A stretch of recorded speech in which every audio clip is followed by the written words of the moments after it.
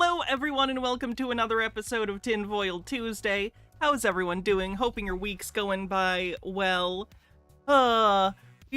Tinfoil won again today for costume, and speaking of costume, we finally have the poll for the new costume, so make sure you vote in that. Here's a link. It's also in the announcements channel of the Discord, so make sure you give a vote. Only one vote per person this time, because I used a different polling app. It's literally the only reason. So, yeah, the options are Lady Spock, Butterfly Kimono, Scooby-Doo, Mary Poppins, Cute Bat, Mad Hatter, Pirate. They're all little costumes, I found. And, yeah, make sure you vote.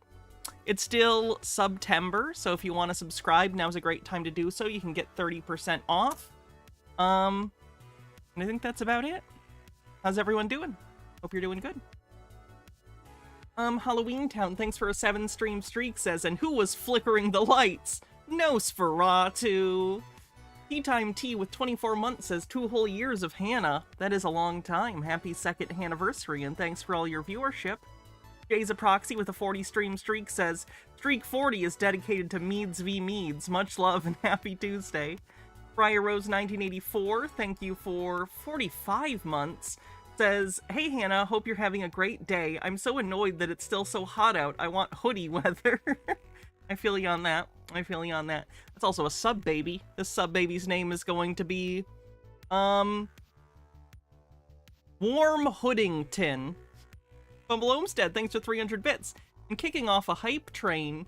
Hype trains are a great way to support the channel. If you want to help, you can give bits, subs, etc. How's everyone on YouTube doing? Lilac Rosenberg, how's it going? People sent me some wonderful gifts, by the way. I'm not going to go over all of them right now, but I will use them as sort of the bathroom gag, so you can see different stuff. I've been talking about the Tokusatsu I've been watching over the last week, and someone apparently took that to heart and sent me some, so I'm excited to watch it at some point.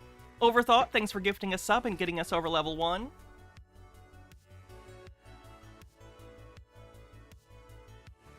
For instance, they sent me some Super Sentai, so thank you for that. I appreciate it. And also the next part in the Space Sheriff trilogy that I've been enjoying the first part of, so thank you.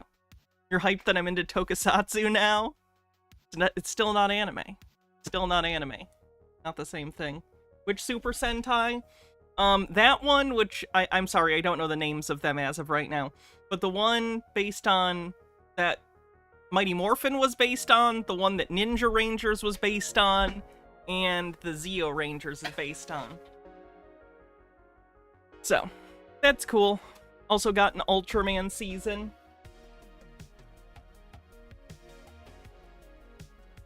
So that's cool. 11% to level 2. So now that all the housekeeping is out of the way. Sorry, I'm kind of stumbling around my words today. Unique New York. Unique New York. Unique New York.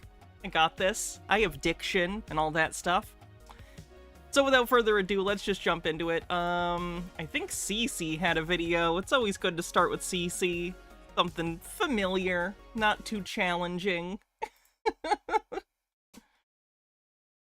Good morning, good evening, good afternoon. Ferris Hex, thanks for 33 months. Will Kale says, I have all the Shout Factory Super Sentai series. Jetman's very, very good. Oh, that's cool. Yeah, that's the Super Sentai is the same series. I have all of Shout Factory's Power Ranger seasons. I've always been a big fan of Power Rangers. Wherever you may be, CC here, Chris. From New York, Westchester County. It's 9/10/24. Today's the big day of the debate of nonsense. To keep everybody talking, confused, not knowing what's going on. It's just like football, just like tennis, just like anything else out there. To keep you confused, to keep you don't think about flat Earth. I'm not a big football fan, but I can't say it confuses me. Don't even... Gotta get the ball between these things on a kick Or you gotta get a first down if you want to keep possession of the ball, and then you gotta run the ball to that end zone. And then you're not allowed to dance anymore. They ruined that. Bother looking into it. As a matter of fact, Google has made it simple by just putting propaganda on there every time you even type in Flat Earth.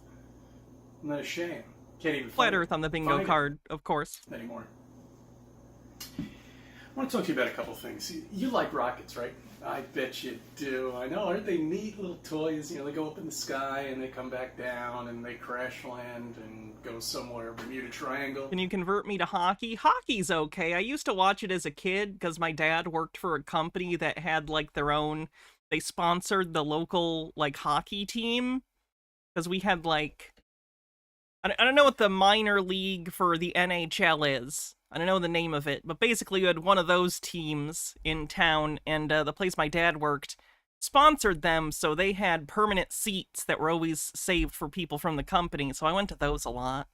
I mostly liked the concessions. Surprise. It also felt nice and crisp in there. Didn't much care for the sport, though. Pick your choice. At least here on the East Probably the same one you watched in Saginaw? Yeah, the Saginaw Spirit. Coast. But the one thing I don't understand with rockets is we get this amazing light show on a rocket. Here, pretend that this screwdriver is a rocket. We get this amazing light show. I mean, it's amazing, isn't it? You know, all this ball of fire coming through, and the thing is shaking like this, and it's going up into the atmosphere, and then it leaves this smoke trail and all sorts of things, and there's just fire coming out of it, the friction of the atmosphere while it breaks through. 20 seconds on the hype train. Oh, Nemesaur, thanks for gifting 10 tier 1 subs and saving the hype train. Space, which holy shit. Wait, you can dance in the end zone now? I'm terribly behind. Which doesn't exist, by the way, but in you know, Bowl Earth, let's just say it does, okay? And it breaks into space, and then all of a sudden the fire's gone, right? Well, in reality, what it does is it just goes up, puts an amazing light show, and goes down. No, that's not what it does. It goes to space, at least on good days. Demi Bird with a 7-stream streak says, last game I saw Sunday had some end zone dancing. No calls for that, but the guy that punched someone in the face, just unsportsmanlike conduct. Still don't know why he wasn't booted. The game ended with a 22 penalties, I think. These dudes need therapy. You're just punching people in the face on the field now? Okay. Can we get football, but it's also MMA? It's football, but you can just absolutely beat the shit out of each other on the way to, like, the end zone. Is that just rugby? Did I invent rugby? Paladin Lost, thanks for gifting 5 tier 1 subs and getting us over level 4. Appreciate the gift subs, thank you. Wait, did I invent the XFL? Shit.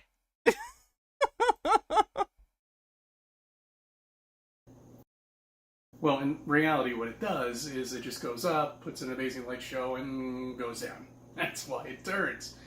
That was another video I did. But the one thing I don't understand is when it comes back to Earth, where is that amazing light show, huh?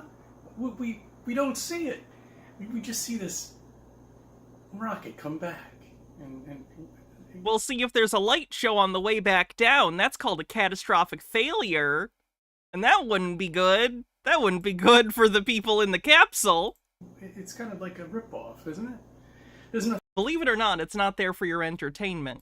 Nothing there. It's just coming back in slow motion, like a balloon would, filled with helium. Remember, NASA's one of the biggest owners of helium. That's correct. Yes, because liquid helium is a fuel in rocketry. I think they own like 99% of the helium in the entire... I don't think that's true, but they do use a decent amount because, again, it's an ingredient in rocket fuel. ...world. What would they want to do with helium? I don't know. To pump up their balloons? Yes, they're rockets. That's what they are. NASA does also operate balloons for scientific instrumentation. There are scientific balloons, weather balloons, and other devices that measure different things that are balloons. But I imagine they're mostly getting it for the rocket fuel. Amber Pretzel says, okay, Chris, rub your hand against, say, a rough towel or something quickly for a decent period. You feel that heat? That's friction.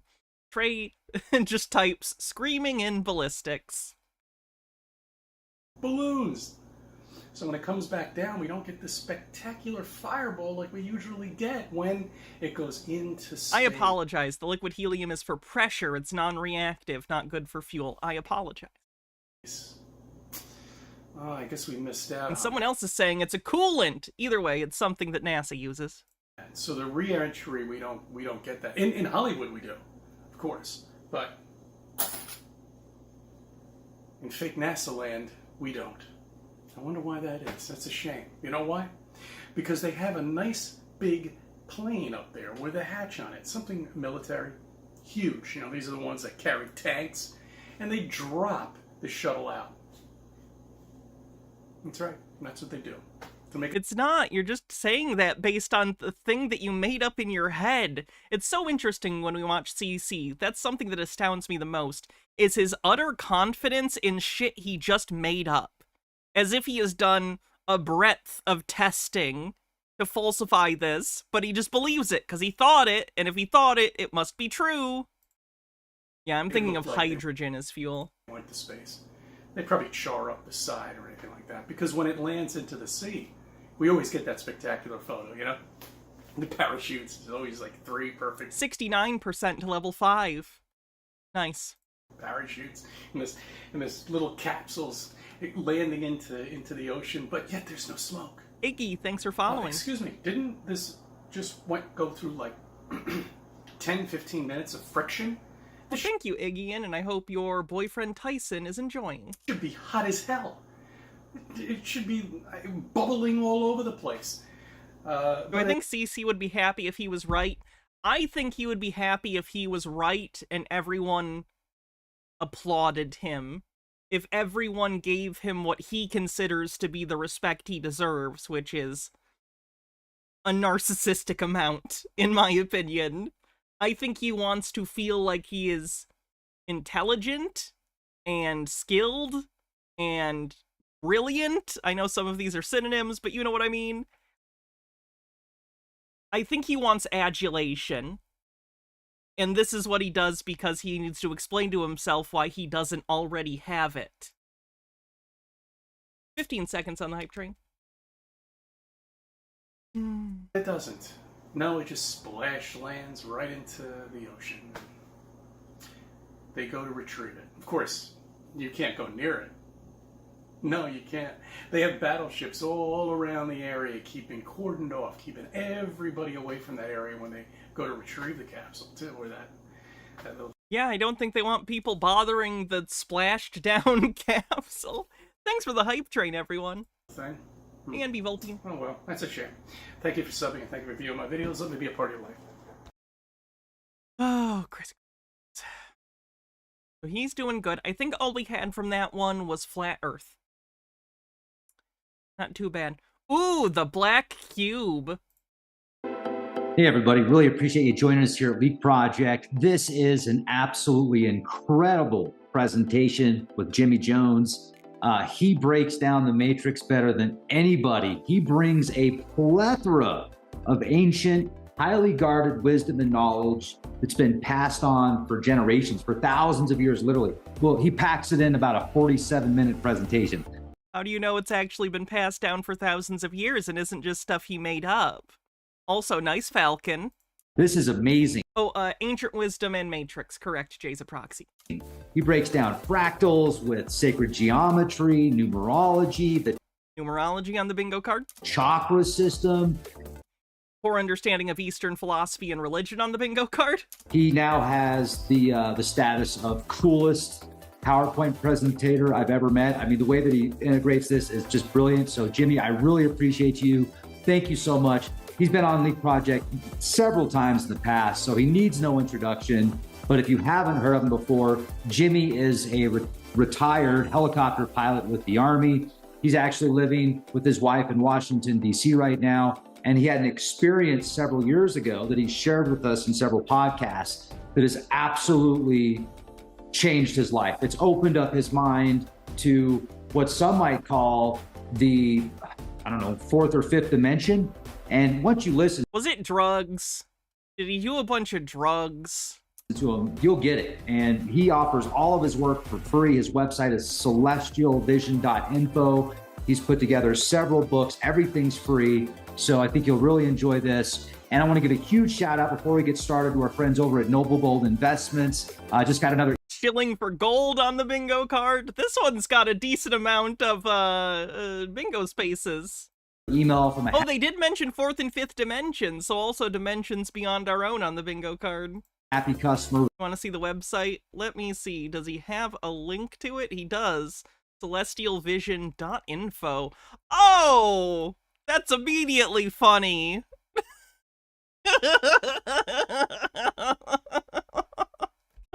Oh. All right. So that's something. Oh, they got a little diamond GIF PNG thing. I don't know how you have a GIF that's also transparent in the background, but they did it. There it is. That's the diamond. There's a nebula or something. Stellarium. Oh, okay. So we got some chakra. As above, so... Oh, this is a bad interface. Oh my god. Oh, okay. Oh, Northern Triangulum.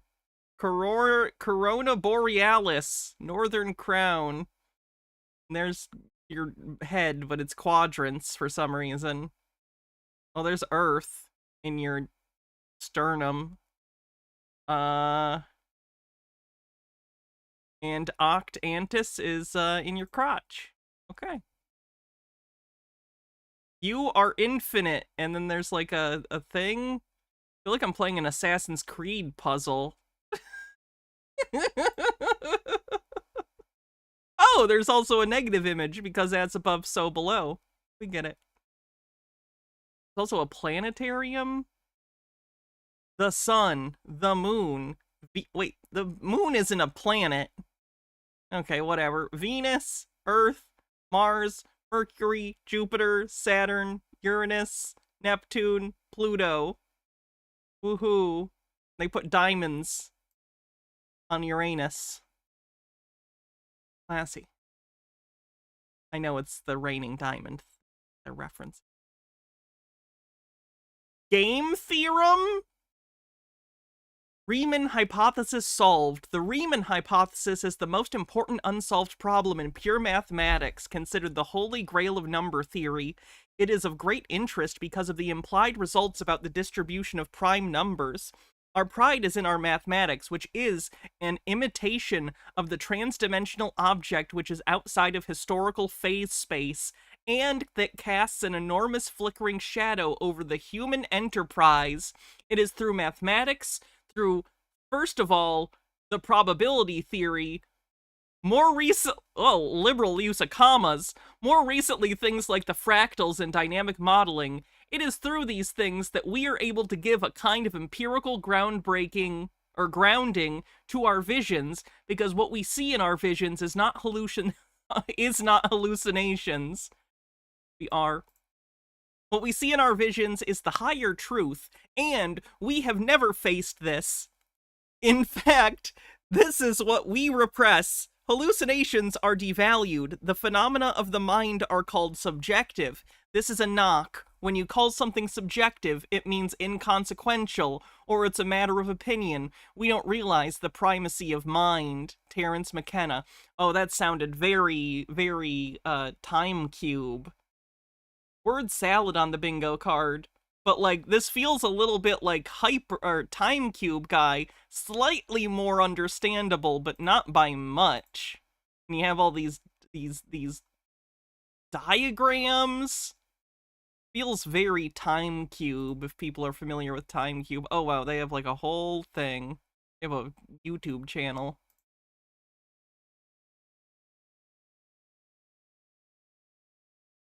More like word diarrhea. It's word waterfalls.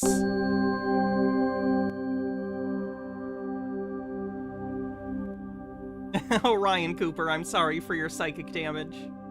In the beginning was the Logos, the Big Bang, the primordial Om. Big Bang theory says that the physical universe spiraled out of an unimaginably hot and dense single point, Bazinga? called a singularity, billions of times smaller than the head of a pin. It does not say why or how. The more mysterious something is, the more we take for granted that we understand it. What the fuck does that even mean? Wrong, this is where the cube starts? Oh god. Before time Oh god damn it. What do they call this MacGuffin again? The... what's it called? The something cube.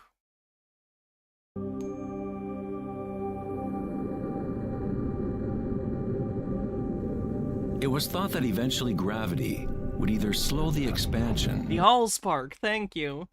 or contract the universe in a big crunch. However, images from the Hubble Space Telescope show that the universe's expansion seems to be actually accelerating, expanding faster and faster as it grows out of the Big Bang. Awaken the World Film is the name of this channel. Oh boy, they do interviews. Down to earth. I love.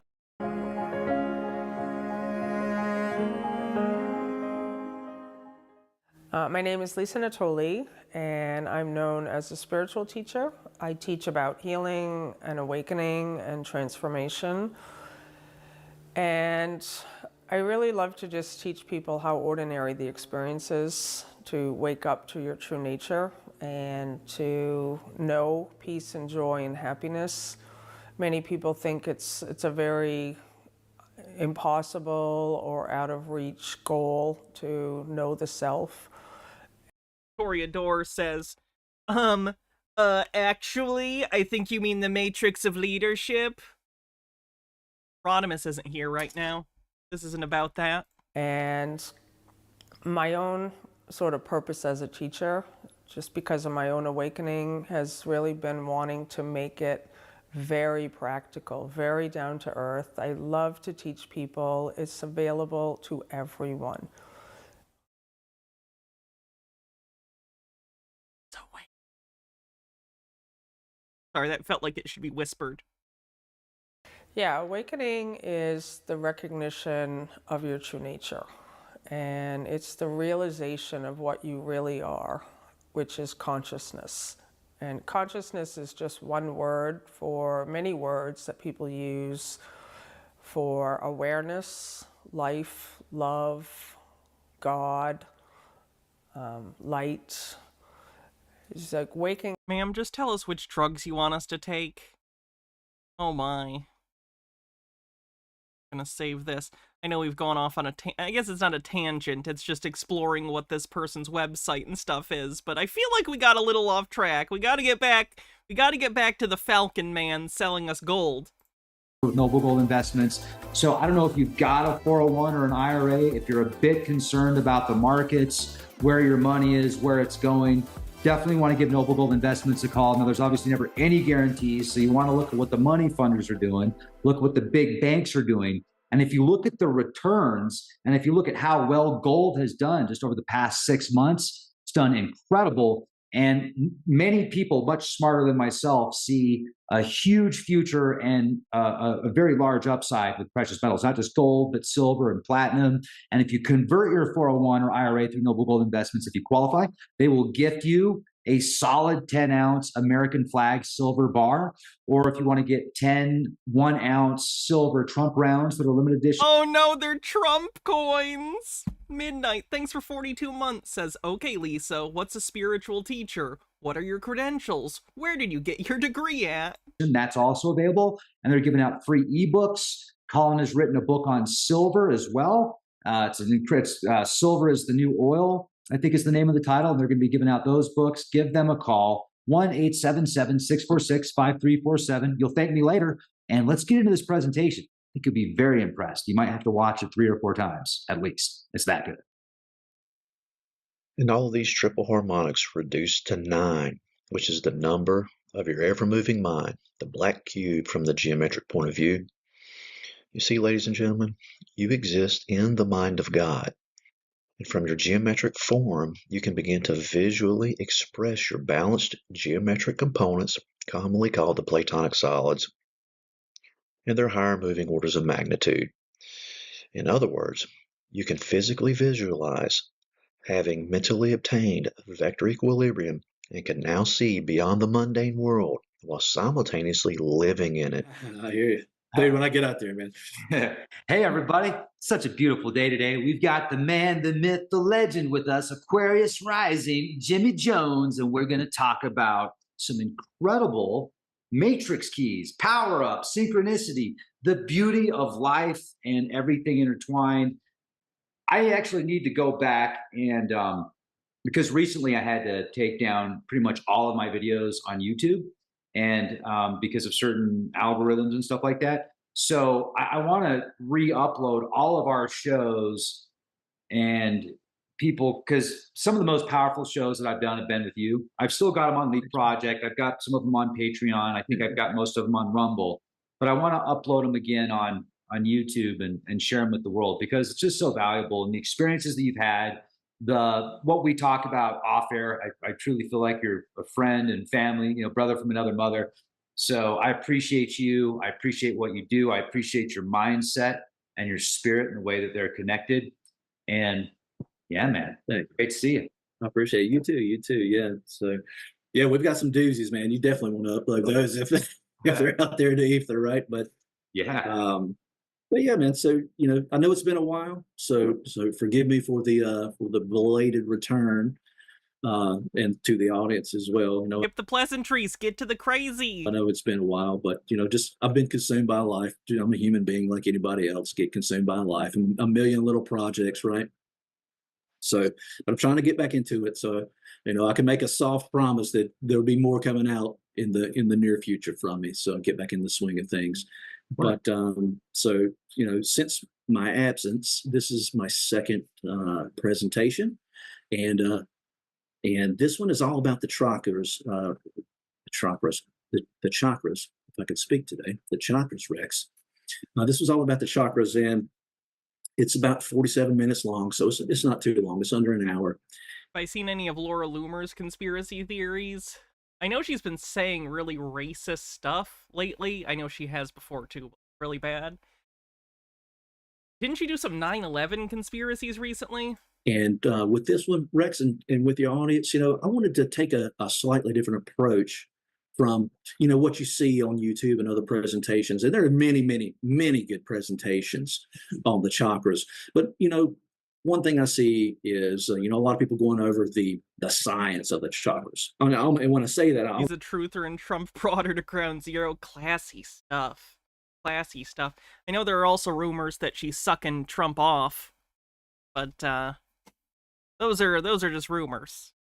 What's mean like the physical science of it? Like you have an Ida and you have a Pingala, and the Kundalini raises up the Sushumna and it breaks up in the Santa Claus, and boom, you're supposed to act right. They go over like the physical science of the chakras, but I wanted to take it a different approach and hit on some areas that you might not be familiar with, and that I haven't seen a lot of other people, if anybody, hit on some of these topics. But two of the main questions that I wanted to answer was this question. I wanted to answer this for you all. So the question one is, how do I reconcile the chakras with the zodiac? In other words, how do these two spiritual systems interconnect, right? Because they seem like two different separate spiritual systems. You have a chakra system, people talks about it separately. Then you have zodiac, all the stuff with the zodiac and astrology, people talk about that. But how do they merge? How do these things fit together? They seem separated. So I'm going to attempt to answer that within this 47 minutes, this next 47 minutes. And then the second one, and a lot of people have said on this one before, Rex, the second one, hey, the age-old question, right? 432 hertz or 440 hertz? Well, where does 528 hertz fit in between all these different frequencies, right? Because as they say, that's the frequency of love, the magical frequency. So which one is it? So I'm going to give you my rendition of that question, and we'll probably have to talk about that one a little further because it's got a pretty complex answer, honestly. So if we want to touch on that after the 47-minute presentation, then I'd be happy to do that as well. But that's it. So No, that's not vibes based. if you got any questions for me, Rex, That's I can frequency based. go ahead and get the show rolling. And I'm sure I'm going to have a lot of questions, but I want to watch this. Super excited, and buckle up, Buttercup. Let's go. it's deep, man. It's got a lot of bells and whistles. This one's got the most bells and whistles in it. So I'm trying to keep you entertained as well, because I know I drone on. I got a boring, dull Oh voice. my God, get into it. Definitely relax with this guy's voice. You do audiobooks. Yeah. Greetings, ladies and gentlemen. Today we're going to discuss your 7 primary chakras. Specifically, we'll go in depth about what they are, who they are, and how they correspond to the zodiac, and so much more. Simply stated, your chakras are metaphysical energy nodes within your body. The 7 primary chakras trace directly through your center line, technically the mid-sagittal plane. Now, unfolding this fractal reveals them to be one and the same, with a multitude of varying physical and metaphysical concepts, deities and personifications of some order of magnitude. Just want him to talk about the cube. Between the horns Oh, of the he moon, put a skull in there. the crescent horns of Venus, and the horns of Taurus. The host of this violet chakra and violent hell called Tartarus. This moon I'd wear this shirt if this was a shirt. Taurus, or mind Taurus, or Minotaurus, is forever lost in that cold, dark labyrinth of your lower mind. This hateful hell is also known as Hades, and from the zodiacal point of view, it hosts the Hyades, or 7 nymphomaniacs found in the sign of Taurus, of your soul in Nymphomaniacs. hell, or Sheol, which, reflecting back, is a real shithole, and from this unholy hell stems your tale.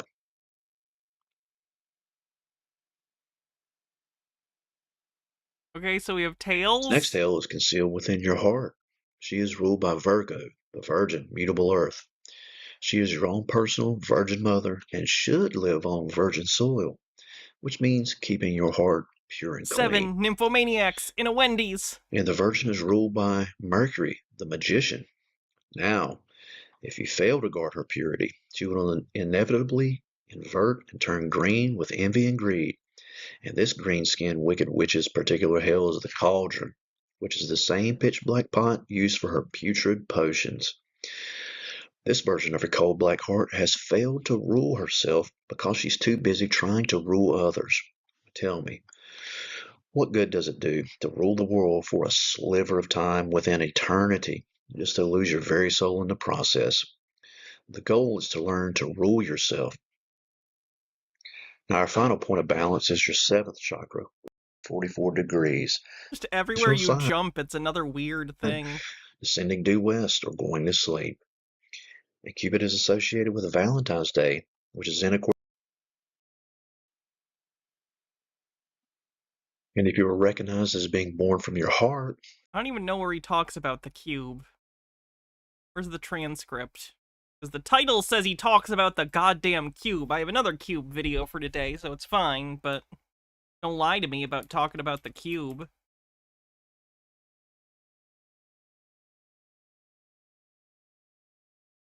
Metatron cube.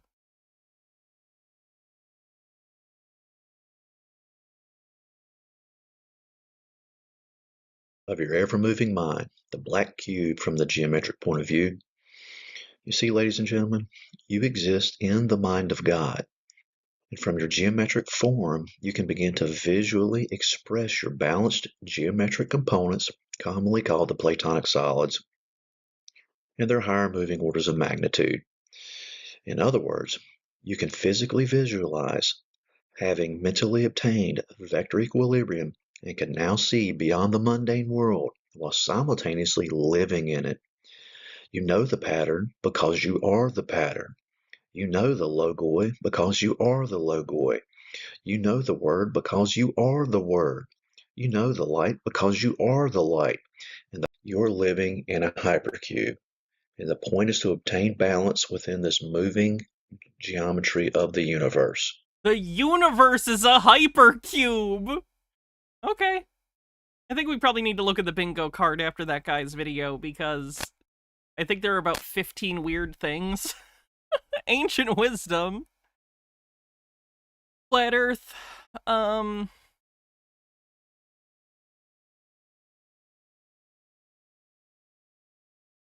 I'm gonna say incorrectly believes evidence is self-evident, because none of that made any sense. Dimensions beyond our own. Chilling scamming. Eastern religion.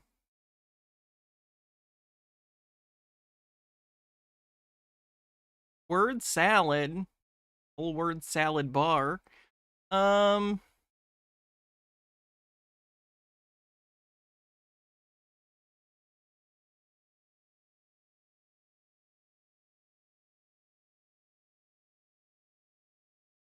The Matrix.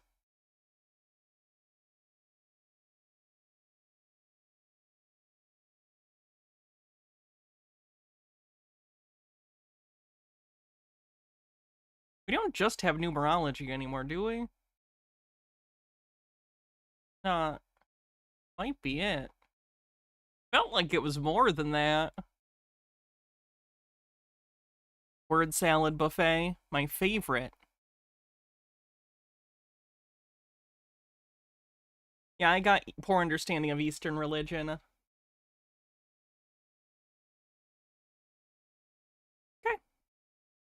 Let's continue.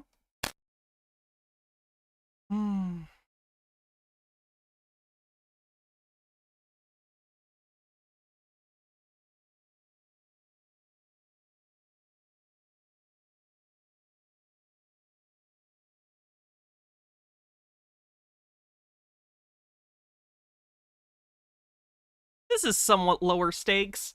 This is a flat earther, but the conspiracy theory he's obsessed with now is the belief that all professional sports are rigged. So here's his list of plays that happened in the last week that he thinks are fake. Hello. I'm not a sports person, so other sports people will have to explain some of this to me, probably. And welcome to the NFL, Week 1, Top 10 Most Rigged Plays. Welcome back. Yeah, I believe this is the guy that showed the football with the tracker in it and thought it was a magnet. Disgruntled sports fans. It's that time of year again. Oh, and also, treading carefully on this.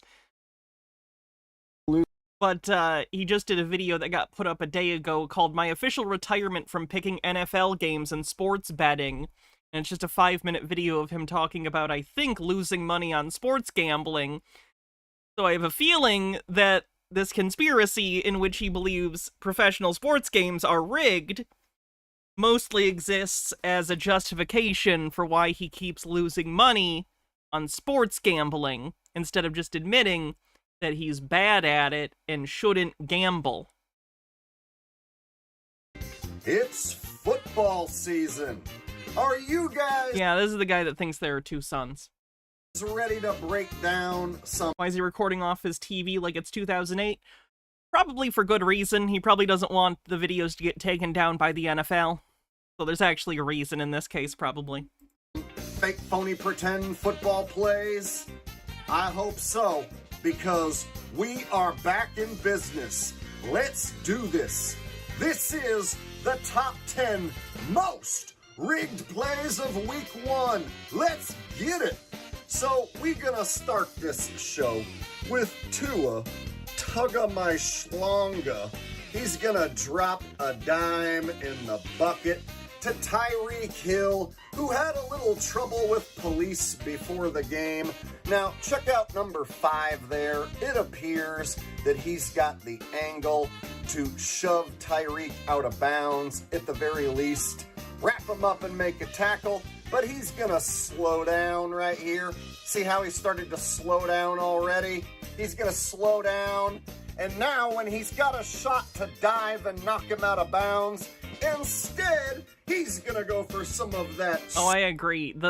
It's something that doesn't get talked about, but I feel like in the last 20 years, the restrictions loosening on gambling in general, especially sports gambling, and the rise of all these apps that just let people turn it into like even more of a gamification.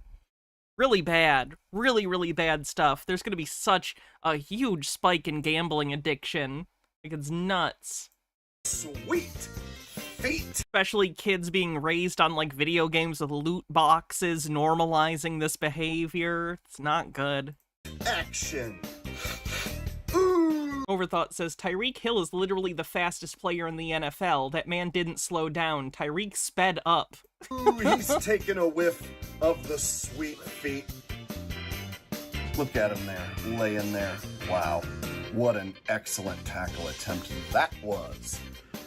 He really slowed Tyreek down with that sweet feet whiff tackle action. So a little later on in this game, we see, in my opinion, the worst coaching decision of week 1. And so this play right here is on the list simply because it is the worst coaching decision of the entire week. Here you got 4th and 1. But they're on their own side of the field. They're on their own 32-yard line. So Jacksonville right here is winning, up by 3 points in the 4th quarter. They're backed up on their own side of the field on a 4th down. This one's easy. You punt. You punt, and then you play tough defense. That's what any team would do if they really wanted to win.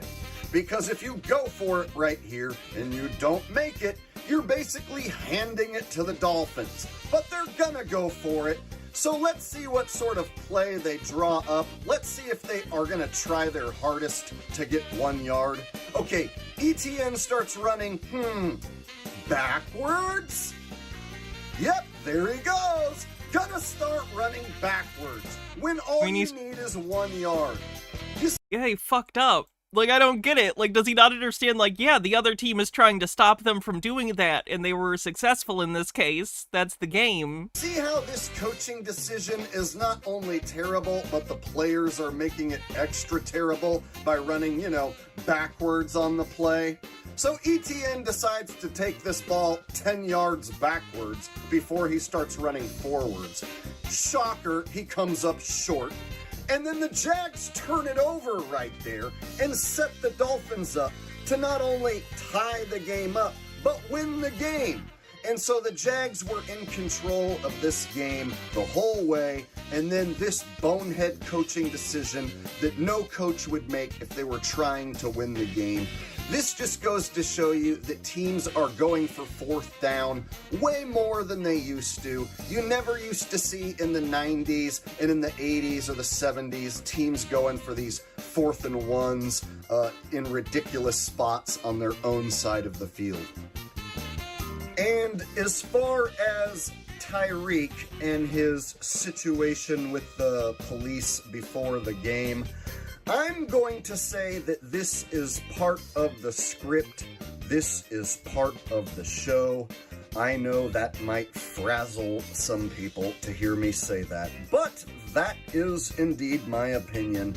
This right here is just as much pretend as the football games. For those of you... This is true, NFL rule changes are encouraging a lot more 4th down attempts, but that's not what he's saying. He's not saying, oh, the game has changed, therefore the meta has changed and their strategies have changed. He's saying this is a bad call done intentionally because they're trying to throw the game. Like, that's what he's saying. He is directly saying they are intentionally losing. Who are new to my channel and this content, we like to do a little something called Muff Punt City, and it goes a little something like this. Whoa! Take me down to the Muff Punt City where the returners are really freaking shitty. Oh, won't you please muff this punt? Yeah.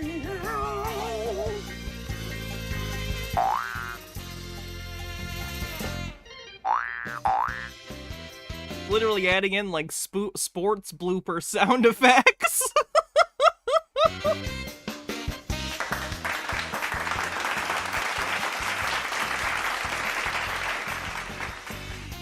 So here Strike one for what?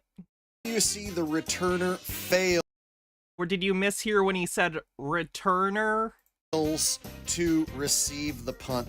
But then he, instead of falling on it, he kicks it forward. He had a chance to just fall right on top of that ball, but instead he kicked it forward. Very obvious this was a scripted turnover. Well, I tried to Like, he's, like, incapable of understanding that people fuck up. Like, that's part of the sport, is people attempt to do things, but often they will fail, and the other team will take that opportunity to take possession. Like, that happens in games. tell you so, but I guess you didn't know. They'd be messing with your goals, and there's magnets in the poles. Return of the doink, return of the doink, return of the doink. Another ball hit the pole. So I predicted that this new kickoff format would result in more kickoffs being returned for touchdowns, and this was the first kickoff returned for a touchdown of the season with the new format. And guess what? It's on the list. So there must be some scripted rigoroni involved, right? You betcha. Here comes the return, and the first thing I want you to notice is look at all these Buffalo Bills players right here. And watch how he'll just shoot right through. And you'll see this whole group of Bills players unable to make a tackle. Whoop. So this one dude sticks his hand out and touches his leg. Can you grab someone like this? Like, when you go to, like, tackle someone, can you, like, grab their leg and try and stop them? I don't know if grabbing is allowed in football. I genuinely don't know. And of course, here comes a guy over here. You can? Okay. So what's gonna happen? You got one guy grabbing his leg. Looks like this guy's grabbing his arm. Here you got another player coming. They should be able to Legs and all arms. three get this dude to the ground, right? Oh, no. These dudes let go, and simultaneously, this guy throws his shoulder and looks away, and they all hit each other and pile up on each other. I can't we're not even halfway through this video. I'm gonna call this video now just because it's full of this same thing. What is his deal? Ashley OneUp says, so when a player has to be taken off because they've got a concussion or something, they're really just dedicated to the bit, I guess. Trey says, I live in a city that's literally built on gambling. Hell, I know people who cannot legally bet on sports games. Now, if the games were rigged, wouldn't they be rigged against the casinos who aren't affiliated with the NFL? But no, pretty consistently the lines are set pretty well. Hey guys, this is a video that I didn't expect that I was going to be making today. But I had the worst day picking football games I've ever had. And I bet Did me talking about the Super Sentai count as Blu-rays? Yeah, I did pull them up, actually, so I'll count that. on all my picks. I don't understand how he simultaneously thinks the games are rigged, but still gambles on them? Filming in car on the bingo card, too. So, seeing that I lost so many games today, I am officially done making picks, and I am officially Good! Good for him! I hope that's true! I really do! done betting on sports. And I got frustrated last season and quit, and then came back. This time I'm not frustrated. I'm officially done, and I'm glad to be done with it. I have a pile of ripped up sports bet tickets here. I bet on all those picks that I made, and so anyone thinking that I don't bet on my picks, well, I do. I bet on every single spread. I didn't bet a lot. I bet $50 a game, and to dust, $500-600 real quick, thinking I was gonna have a good week. Yeah, it sucks. And then to know everyone in the comments section is gonna be spewing hatred and trolling me, it sucks. So Not only is picking games stressful, not only is having bad weeks, super stressful and doesn't feel good, it just feels extra bad knowing that people lost because of games that I picked on top of me losing. So I don't want anyone to lose anymore because of anything I said. So from now on, I'm not doing picks ever. I really hope he is able to do this, but I say this as someone who's struggled with addiction in my own life. When you are trying to pull away from an addiction, you will tell yourself you're done so many times and keep going back before you finally stop. Sucks. I wish him the best. I really hope he, because that's a rough addiction. Just burning money, just lighting it on fire. Ever again. I'm done. Yeah, $600 in a week? Ridiculous. Do you know how many bills you could pay with that? How much food you could buy? I will be doing the top 10 most rigged plays of the week every week. So I will be exposing that the NFL is rigged and scripted for the rest of the season. That's the only way I can get even and make my money back. So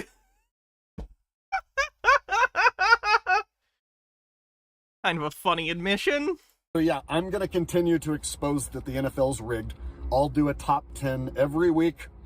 I'll post NFL rigged content for the rest of the season, game breakdowns, all of that. And from now on, I'm going to warn people of the dangers of sports betting. Good. Because no matter whether the conspiracy theory's wrong, but if he pushes people away from gambling, again, that's a good thing. you know these games are rigged and scripted, you don't know what they're going to do. And when you try and guess into the NFL's hand, you leave yourself open to have a bad week and lose money. And so I don't want to stress out over who wins pretend football games. So to know that I'm done is actually a weight off my shoulders. It's going to free up a lot of time, so I won't have to worry about it anymore. No, So I wouldn't call this hypocrisy. for those of you guys who only care about my picks, well, they're not going to happen anymore. So if this is goodbye, I'll see you later. Or I guess I'll never see you. And then for those of you who don't care about football, I'll be back to live streaming tomorrow.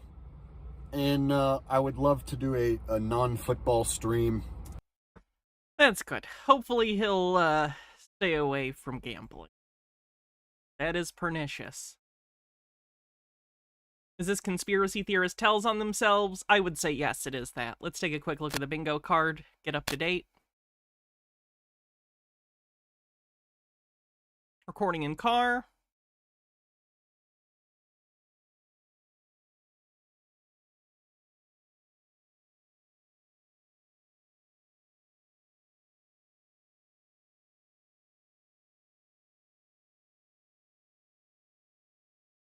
Conspiracy theorist tells on themselves. Is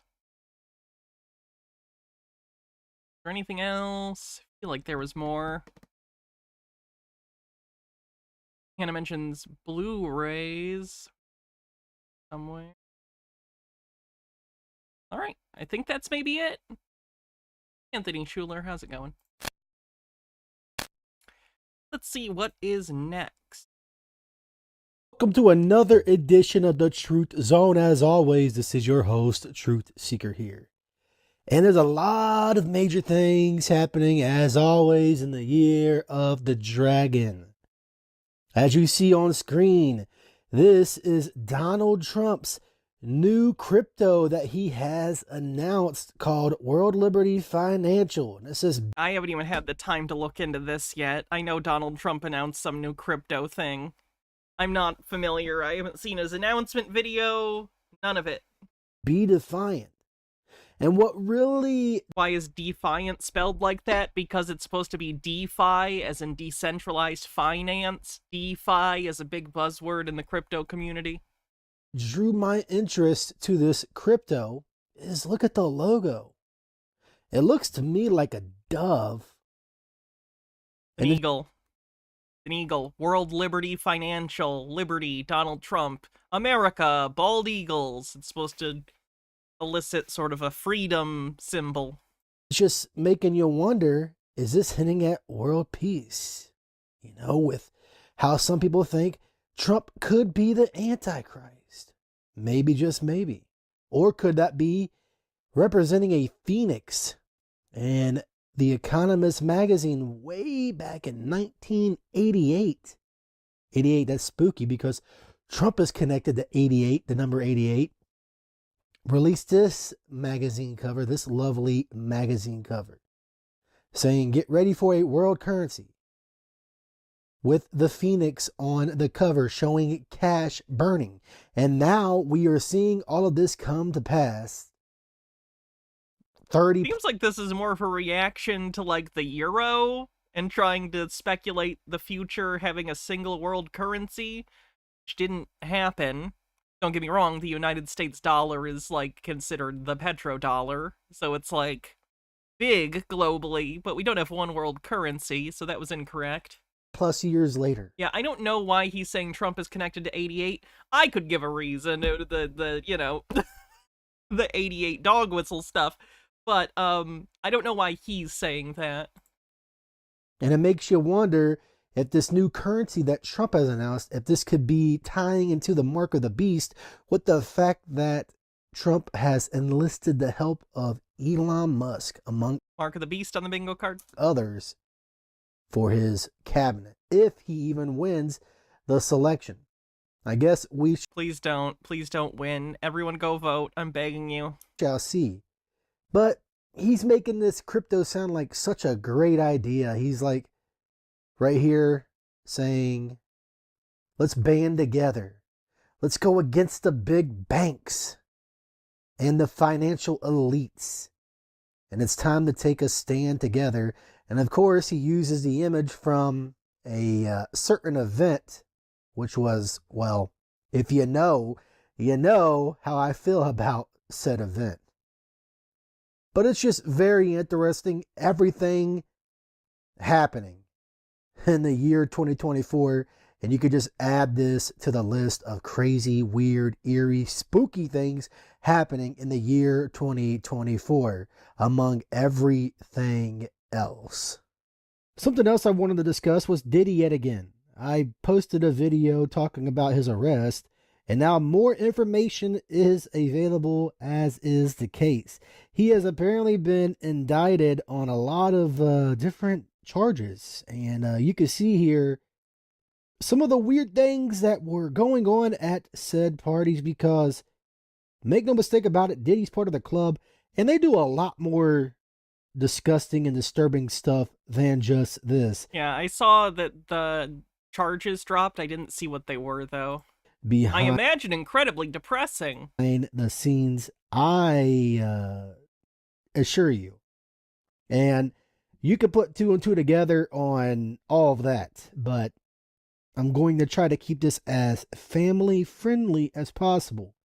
But this man is part of the club, and this whole thing surrounding him is another energy harvesting ritual. Has someone already called him a Diddy-ler?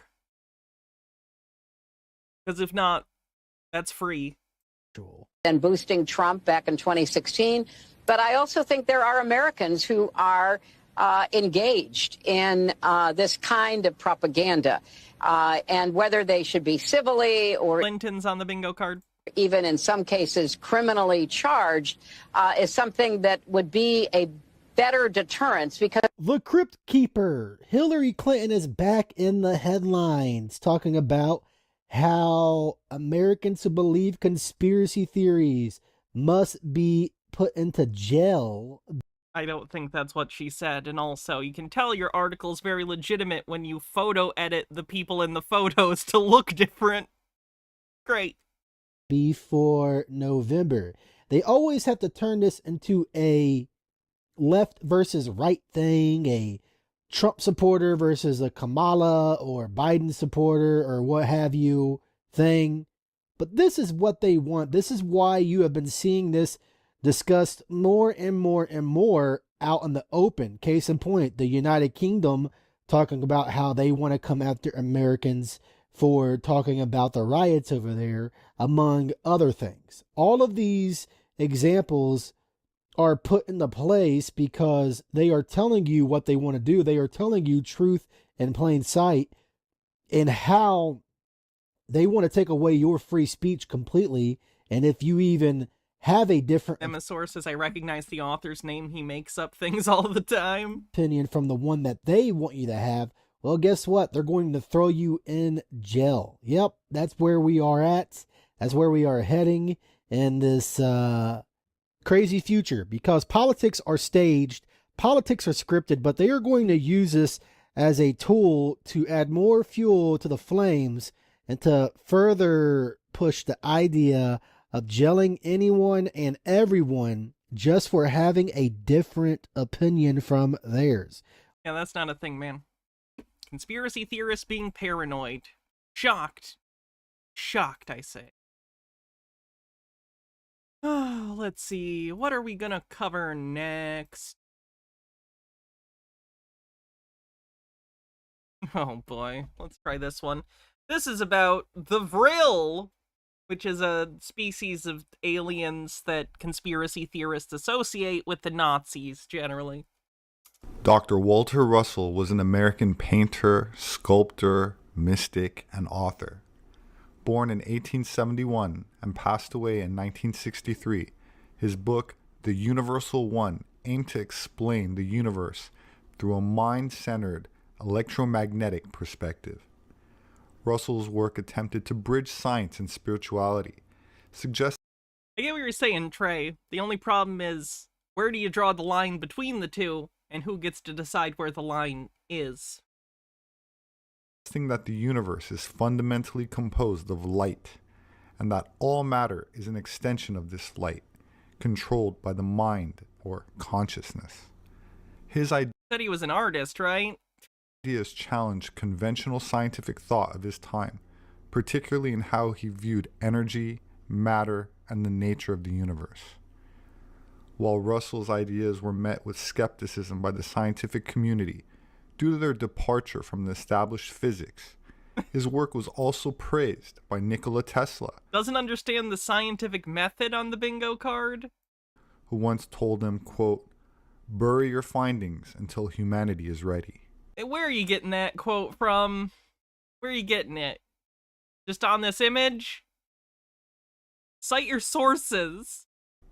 In his book, Russell says, quote, "Sex is the apparent division of the father-mother substance of mind into apparent opposites. This division is due to the opposite desires of electricity and magnetism, expressed in the action and reaction of the thinking process. Sex is the active desire of mind for division into opposites, and its reactive desire for unity. Sex is that motive force which demands separability into two, and equally desires union of the apparent two into one." Okay, so this guy's like, crackpot. Okay, that's some word salad. We already have it on the bingo card, but that's some good word salad. Sex force is the builder of the apparently many things out of the reality of the one thing. Man's concept of sex as beginning with organic life is a wrong concept. Oh, okay then. Green guy with a $5 tip says, Hannah, I learned the Great Depression was made way worse by the Smoot-Hawley Tariff Act, causing U.S. trade to go down by over 60%. The gold standard was the primary transmission mechanism of the Great Depression, both things the right loves. Yeah, the gold standard, there's a reason we got off it. There's a reason. The right and gold bug libertarians tend to ignore that. Sex is as absolute in the elements as in the complexities and compounds of the elements. No, it's an animal thing. Nope. It's a living being thing. Not a thing in physics. What are you talking about? Sex is biological. Sex and life and light and intelligence are in and of all things from the beginning. The sex principle is as much part of the granite rock or bar of iron as it is of man. Sex is an electromagnetic equalizer of matter and motion. Sex is the apparent division of the one force into electricity and magnetism. two opposite forces, positive and negative, which are in reality but the two pulsations of the one force. Sex is as the apparent division of all things into their opposites, male and female. All things are both male and female. Apparently this is another person that didn't know about intersex people and animals. Opposites of the indivisible substance of universal mind are not content to remain in the state of apparent opposition. All creating things are but the ideas of divine mind. All thinking is registered in light. All light is sex expression. Light is the language of all thinking. Light is the energy of all thinking. There is no other energy. Tesla was so awed by Russell's philosophy on cosmology and the nature of the universe that he told him to lock his findings in a time capsule for 1,000 years because, in his opinion, mankind was not prepared for it. While he never reached the scientific fame of Nikola Tesla, Pretty sure this guy's a white nationalist, by the way. Let me double check.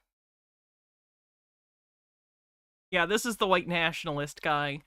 or Thomas Edison, A white nationalist guy. his work did find a niche following among those interested in alternative science, philosophy, and He spirit. does basically pseudo-anthropology to try and justify his white supremacist worldviews. He also tries to claim that the different human described races, you know, he tries to claim that they have separate origins, I believe. Like, he doesn't believe that we all originate from, you know, Homo sapiens that came out of Africa.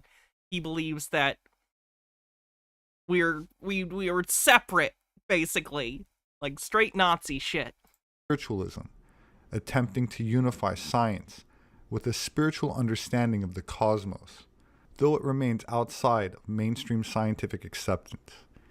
He was able to articulate a bridge between light, sound, color, form, and divine consciousness, which many suggest was a precursor or a parallel with modern quantum theories and the concept of consciousness affecting reality.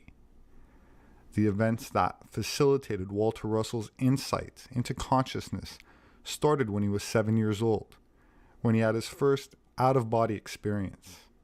At 14 years of age, he was reportedly pronounced dead after an attack of black diphtheria, but claimed he was asked to return during another out-of-body experience. He also claimed at some point to have been struck by lightning.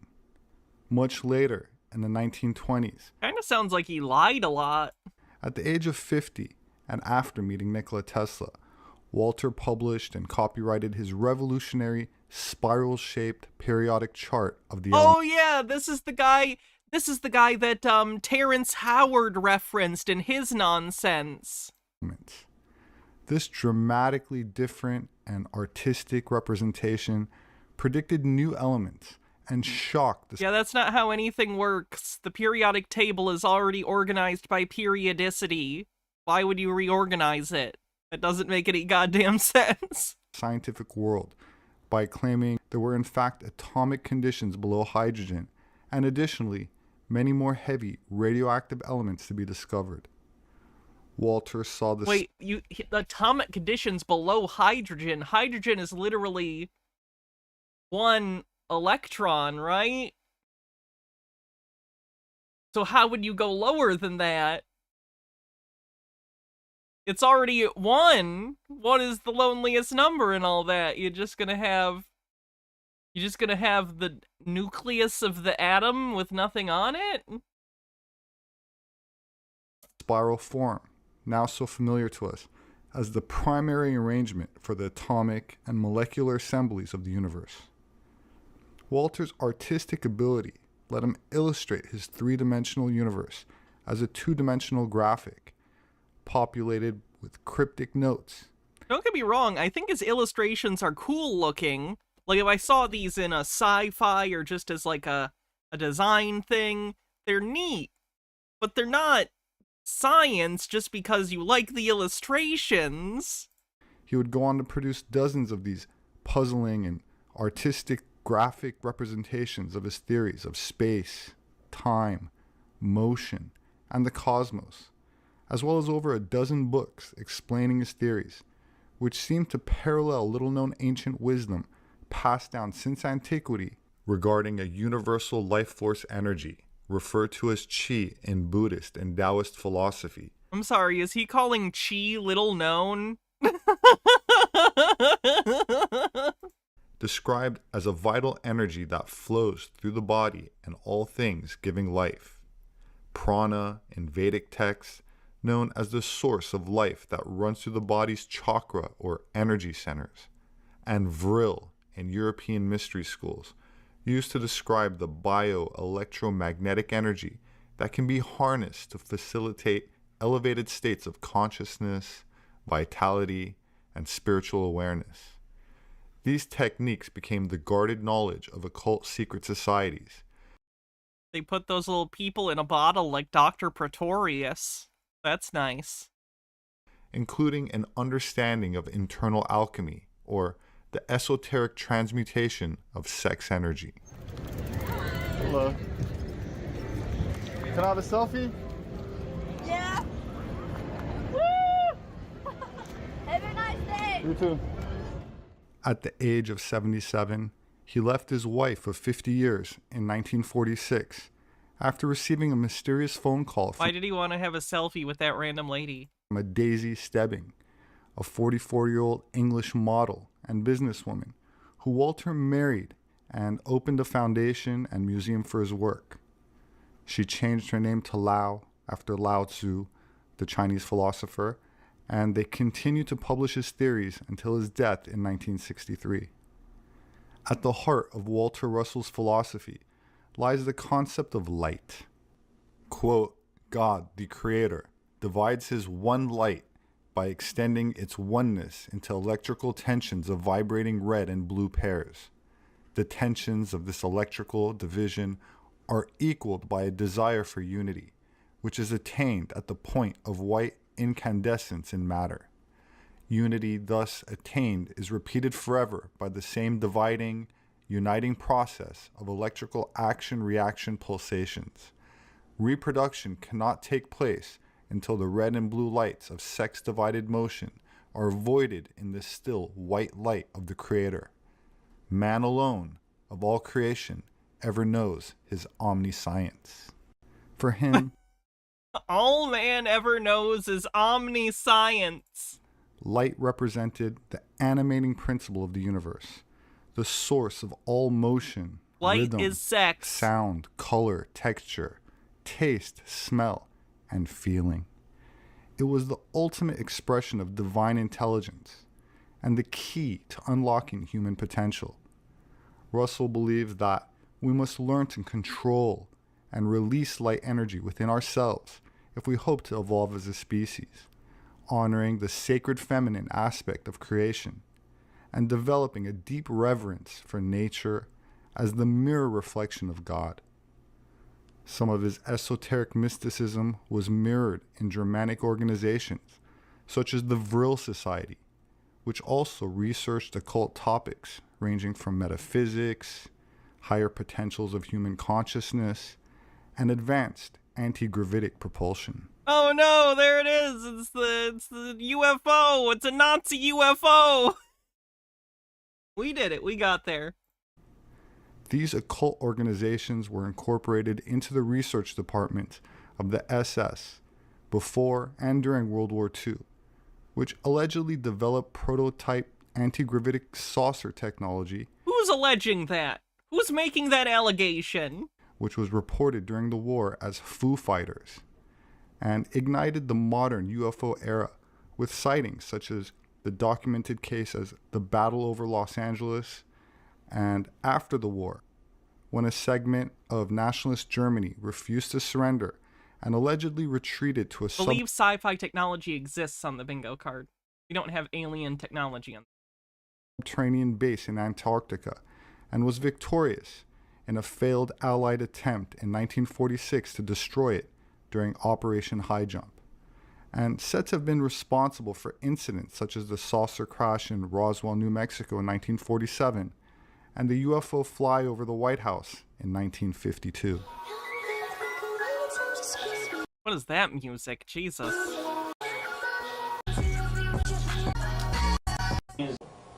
Always automatically replenishable. Don't put cool music over the Nazi saucer. God damn it. Life force.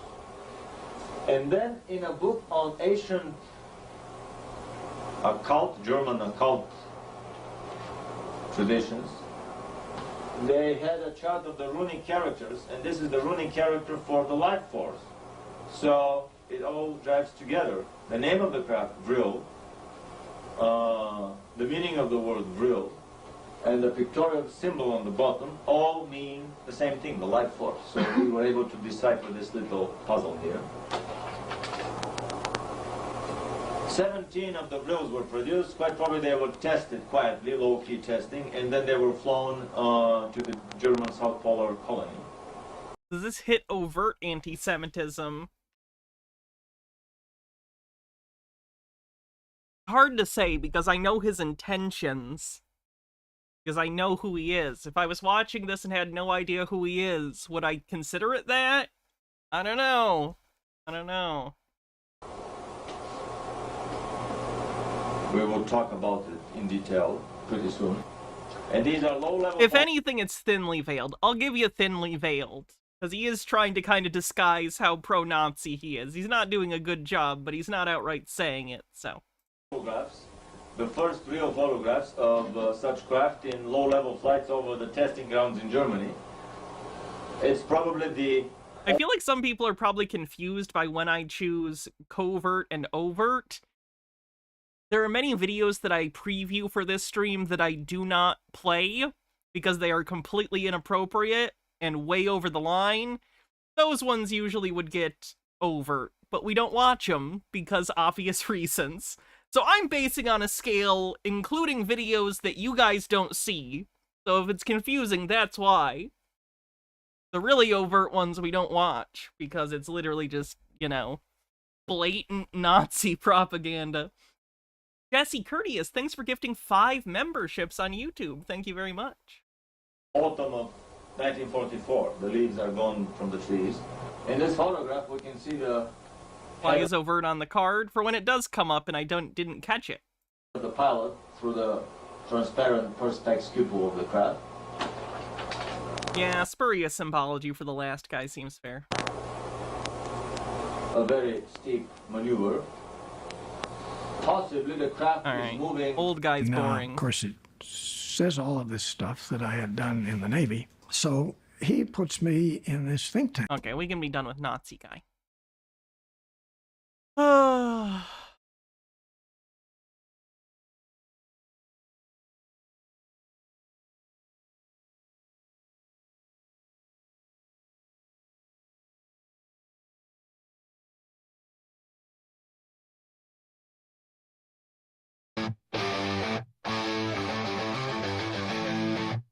Oh, this is a music video. This is a Flat Earth music video.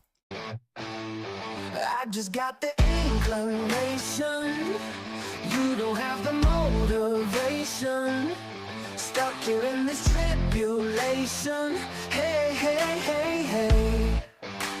I can sense the wall of doubt for something you can't figure out. And that's what this is all about. Hey, hey, hey, hey. Ring around the rosy, NASA is baloney. Rockets, rockets, they all fall down. They all fall down. You're stuck inside your firmament, just like it's all been heaven sent. You're telling folks to go get bent. Hey, hey, hey, that cool story, bro. Cool story, oh, watch the water lay. Cool story, bro. Cool story, oh, truth gets in the way. I can sense the wall of doubt for something you can't figure out.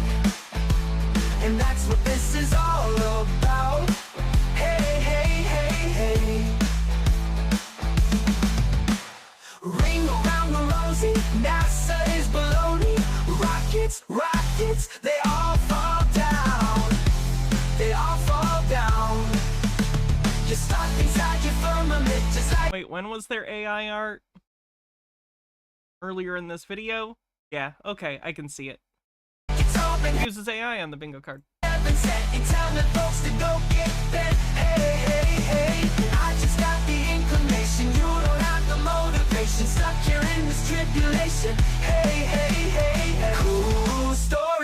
Honestly, this song might just be AI. Yeah. I just noticed. I think this is made by that same AI program that a bunch of people were using a while back, because you can just type in, like, make me a song that does this. Or you can give it lyrics and it'll pop out a song.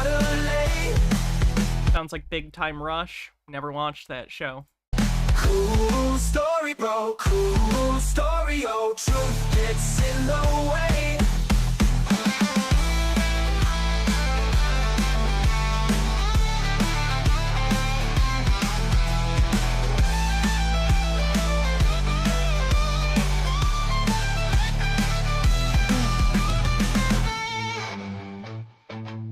I just got the inclination.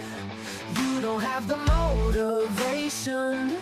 Stuck here in this tribulation. Hey, hey, hey, hey. Cool story, go. Cool story, go. I never watched it, Halloween Town. Cool story, go. Big Time Rush is a band, but they had like a show. It was like Hannah Montana. Cool story, oh. Truth gets in the way.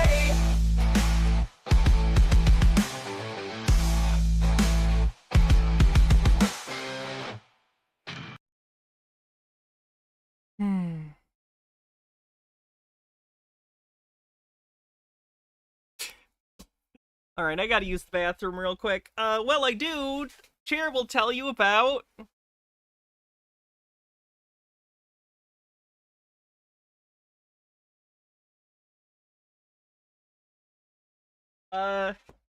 Space Sheriff Sherivan.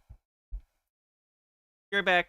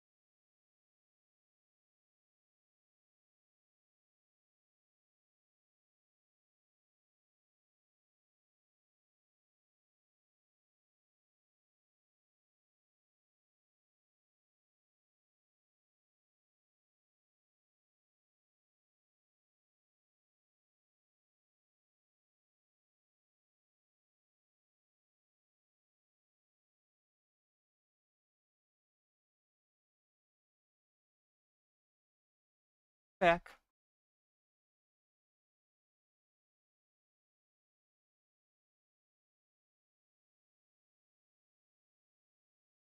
Okay. Wretched Recess posted a new video. I know everyone loves her. Let's check it out. Hey you guys, this is the video where we're leaving our answers for the swirl scavenger hunt. I'm not even saying what kind of swirl. If you know, you know. If you played the game, you know. So I'm going to try not to talk a lot. Let's just get into it. I'm sharing my answers here. Hope you enjoy it, and I can't wait to see what you guys came up with. So the first category was celebrity interview, and I'm not even going to show this person's face or say their name. Yeah, this is spurious symbology. I don't feel totally comfortable talking about it, but all you need to know in this one is this person went on TV. They were like being, I believe in this interview, asked questions about being molested, and they denied it. And then this person later went on to like accuse someone of pedophilia and everything. I'm assuming it was one of the Corys. I actually have a different video from her I want to watch. She did Rainbow Bright. Hey guys, welcome to part 2. I'm so sorry. This was supposed to be one video. My phone accidentally clicked off, and I don't feel like recording that 5 minutes again. It was good as is. So this is going to be part 2. Oops, sorry. Didn't go to part 1 first. My bad. There it is. Hey everyone, welcome back to my Saturday morning cartoon series. So far we've done the Flintstones, and this is Wilma's mom with the 666 and you know what kind of swirls in the hair. Watch that video. I'll link it here if you haven't seen it. She's of course wearing pearls, and we know that pearls are oysters are androgynous creatures. And of course her name was Pearl, but this isn't about the Flintstones. We've also done Fisto from He-Man. If you haven't watched that video, I'll link it right here. But today's video is going to be about Rainbow Bright. This is the 3rd in the series, and there's a lot to unpack here. All right, guys, just like last week with Fisto, we talked about, I'm sorry, but like all of the gay stuff in this cartoon. And, you know, I bought the action figure, and Fisto had a bubble bath since the last time I was here. So, yes, he's nice and clean now. But we will get back to more of the like occult symbolism in the next couple of cartoons, like we did with Flintstones. Oh my gosh, there was so much. And there's some with Rainbow Bright, but this is going to follow along the lines of Fisto with the gay theme, okay? But for starters, the symbolism we have going on here, I can't even believe it. Like, you too, Rainbow Bright. Even you, Rainbow Bright. We were so fooled by this cartoon. She's, of course, doing the Aleister Crowley with her hands on her face like that. You can't even put your hands on your face now? We have one eye symbolism. We have a pentagram under the eye. Wait, what do you mean one eye symbolism? There's a star under one eye, but you can see both her eyes. Like, and gay flag arm things. All right, let's... Rainbow! Her name is Rainbow Bright! It's rainbows!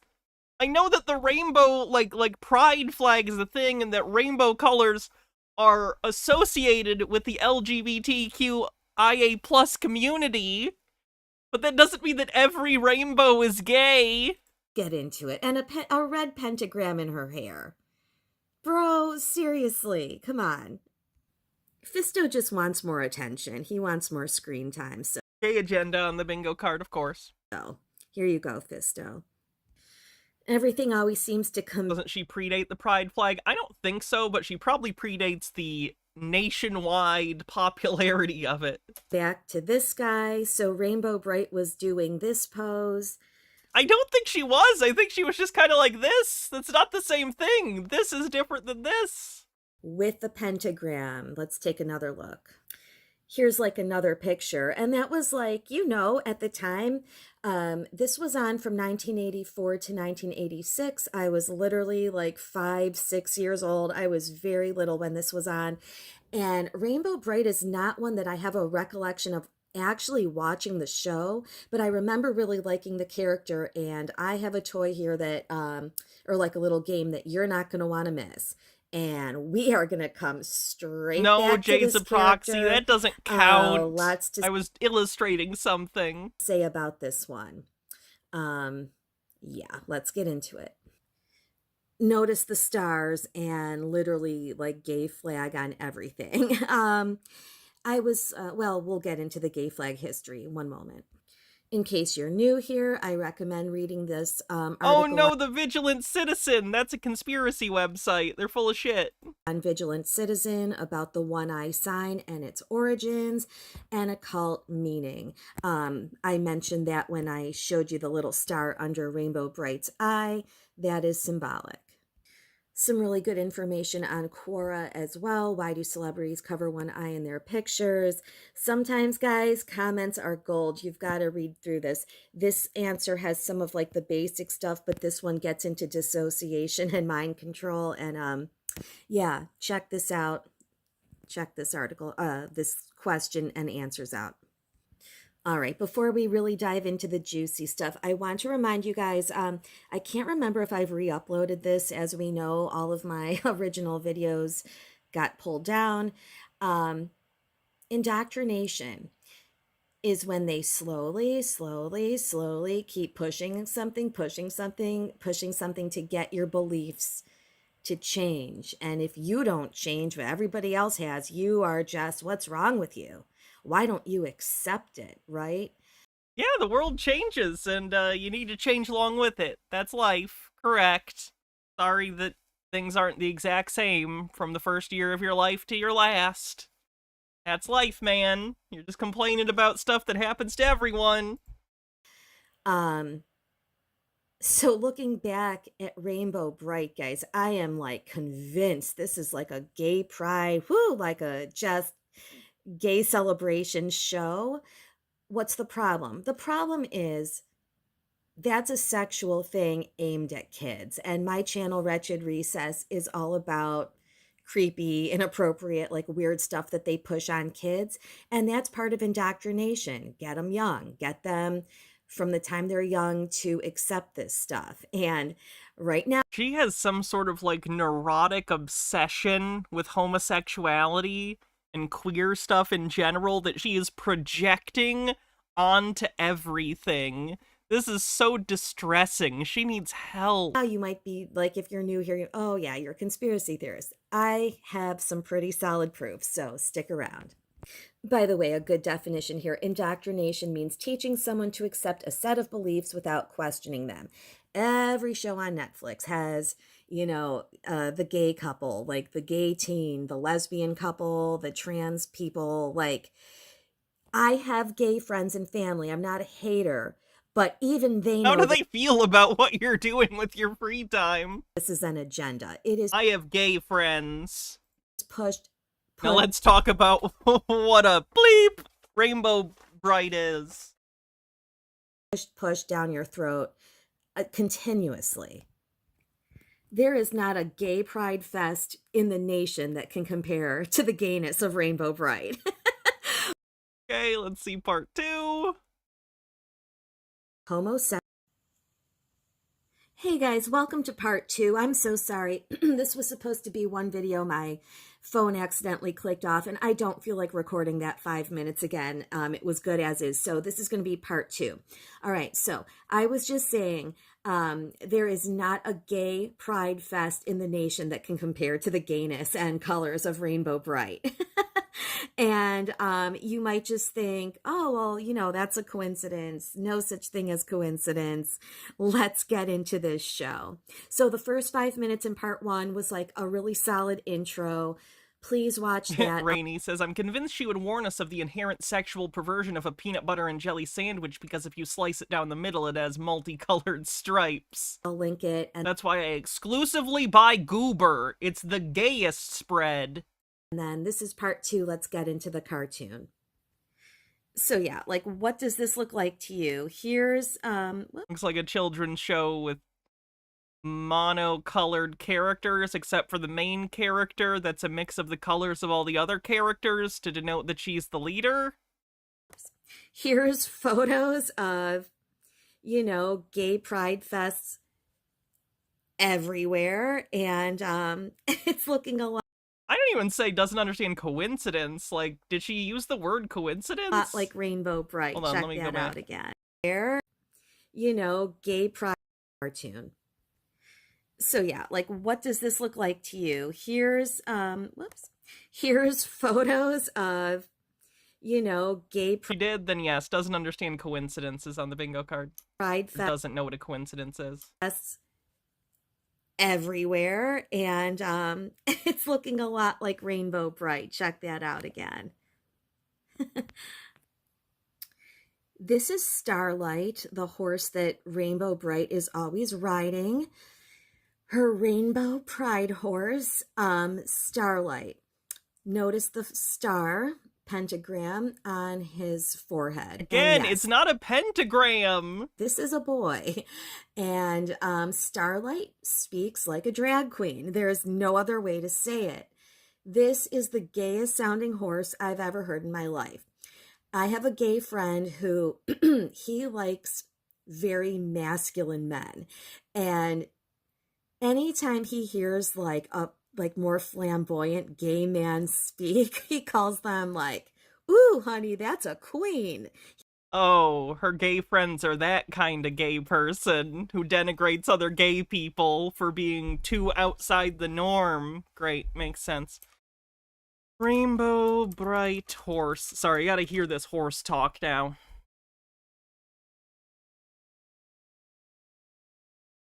There's a stupid horse. She became known. Rainbow lands in trouble. The Starlight. When Rainbow lands in trouble, the great Starlight doesn't fly. Starlight, the magnificent horse, the glory of the galaxy. He's just talking like a cartoon character. What? Fly, Starlight, fly! I can't. Yeah, I don't get where she's going with that one. He calls them a queen, right? And this horse, that's how this horse speaks. Like, I'm going to use his word here. This horse sounds like a queen. You've got to listen to the cartoon. I'm going to actually walk you through episode 1, season 1, but I can't play it for copyright reasons. But if you want to hear the gayest horse ever, you've got to listen to Starlight.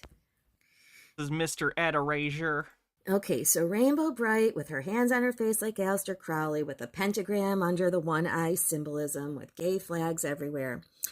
This is her other little sidekick that's like one of her favorite little best friends. Stars, pentagrams, gay leg warmers, striped arms.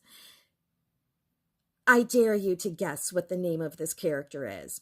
And we don't hear too much about Rainbow Bright, right? Like, we hear about all these other 80s cartoons. Well, sometimes I feel like if something hasn't aged well, don't you feel like it's kind of swept under the rug a little bit? This did not age well. The name of this character, ready? Are you sitting? Is Twink. If you don't know what twink is, my go-to is the Urban Dictionary. So let's look up the definition. Okay, we gotta look up what twink means.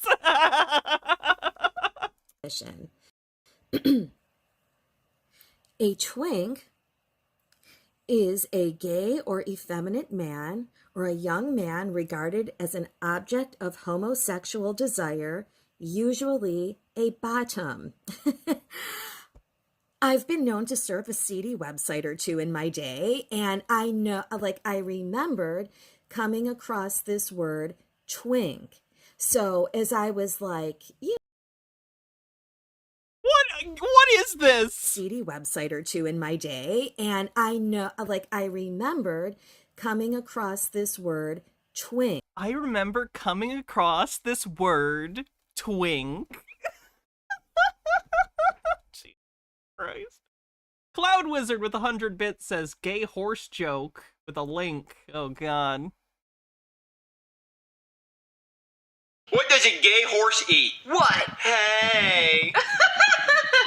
Oh, that's an old joke. So as I was like, doing this little deep dive on Rainbow Bright, and I came across this character Twink, I'm like, you've got to be shitting me right now. Twink? Like, of all names. So I'm emphasizing that, guys, because connect the dots. We could just say, oh, it's a coincidence her hands are in her face. Well, it's a coincidence. She's got a pentagram. Wait till she gets to Smokey the Bear. With the one eye I can see her doing that. Symbolism. And a red star in her hair. And gay leg warmers. And gay arm warmers. And all this stuff. I wish I had gay leg warmers. But then the name Twink, guys, come on. That is like a giant inside gay joke to the creators of this cartoon. And keep in mind, this is all geared towards children.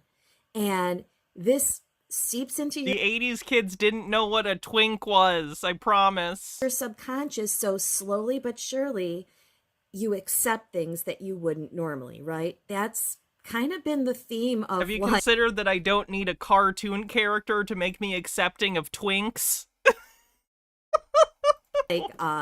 all of the stuff so far with the Flintstones and this guy and this cartoon. It's all Okay, who's gonna write the Fisto twink slash fiction? freaking weird. Can we get a normal cartoon, please? It's a normal cartoon.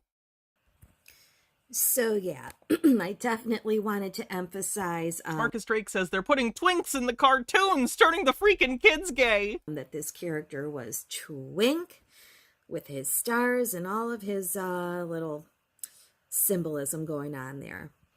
All right, I hope you guys are still watching. I'm gonna blow your mind. So I started thinking about the gay flag, and I looked up some history, and in 1978 it sounds like the first gay flag was made in San Francisco for like a pride, like the beginning of like what would be the pride festivals. You can read more about it. Like, I'm not here to give you the history on gay stuff, but this is like the one we're used to seeing. Like, this is the one we're used to seeing now with like a few like less stripes, and it looks like that. But this website here says this is the Gilbert Baker design, and check this check this out. He was inspired by the lyrics of Judy Garland's Over the Rainbow, and I've been wondering if that's like a movie, like if that's just like a whole gay pride thing too. Think of Oh god, isn't aware of the Friends of Dorothy thing? Okay. Munchkin Land, how colorful it was, and the lollipops. Yeah, is she gonna say the lollipops are like dicks? Look at these. Look at the munchkins with their lollipops. I bet those are dicks. I bet those munchkins are sucking dick. Like, what? How is this how her brain works? Like, this is insane. It's like her brain is a magnet that keeps drawing her to imagining gay sex. Right? The swirled lollipops, I think. Yeah, like all this stuff goes together. But this was the design then, and it had a top row there with like they're calling it hot pink. And look, I never knew these like colors had meanings. Apparently that top pink one was for sex. You have red, life, orange, healing, yellow, sunlight, kind of like starlight, the horse, green, serenity and nature. Lennon Cat says the only truly gay kids cartoon character with a link, and then Stone Corbell, thanks for gifting a sub. Think there's something wrong with you. Well, struggle if you must, but kindly remember, I'm hiding down here and I don't want to be stepped on or kicked in the face or crushed or bruised or lacerated or scarred or biffed. Just watch what you're doing when they're shoving you in, Mr. Radiant. Is that, what's his name? He was on Hollywood Squares. Paul Lind? Is that Paul Lind? Unstable Deadbeat with 100 bits kicks off a hype train. Paul Lind's great. I love Paul Lind. Turquoise art, indigo, harmony, violet, spirit. Okay. 49% to level 1 in a hype train. I want you to keep in mind indigo and violet. Actually, all of these colors. I am going to blow your mind. Ready? So back in the 80s, obviously, as a little kid, like, what's not to like about Rainbow Bright? It's like a cute little character. It was colorful. Very, very popular at the time. My mom bought me a Rainbow Bright giant card game. And I was going to pull this out to show you guys, just like, hey, this is what I have of Rainbow Bright. Yeah, he was an uncle on Bewitched. As I was going through the cards, I'm Uncle like Arthur, literally I want to say. shaking. Ready? Okay. These were the colors, and the only one not here is that hot pink row that meant sex. So like maybe somebody on the Rainbow Bright staff like had a conscience and they're like, we can't put in the sex one, guys. Like, it's literally just colors, and that's not normally one that appears on the rainbow. That's why. Jesus. But I don't know. That might be far-fetched. But let's take a look at the cards in this game. Well, first I have Rainbow Bright, and we've already talked about her symbolism, but right now, instead of the Aleister Crowley... Does she seriously not know rainbows are real things? I don't know. She's so stuck in this idea of secret symbolism, I don't think she's able to step outside of it and recognize that, like, things can mean different things depending on the context. She's, like, reified or concretized her particular meaning of these symbols, so she doesn't understand that they can mean different things to different people in different contexts. The hands on the face, she's doing as above, so below. Doesn't even have a hand on the face in this one. And an M with the fingers, with a pentagram above it. That is not an M. How is that an M? Like the Freemason, that's a Freemason sign to make the M. With your hand like that. And you guys are awesome at noticing symbolism. I'm wondering what else you're going to find that I haven't found. Swirls in the hair, right? Maybe. But no yeah, one has curly hair. The other cards. Did someone say red? I love the name of this one. It's the Red Butler. It's a Gone with the Wind pun. And Red Butler has a... Like Rhett Butler. Big red star on his costume, on his chest plate there. And he's doing the as above, so below, with pentagrams there on his... Is he? Again, what is the basis for this? Hand. And I'm seeing the Minute M left on the sign hype train? also.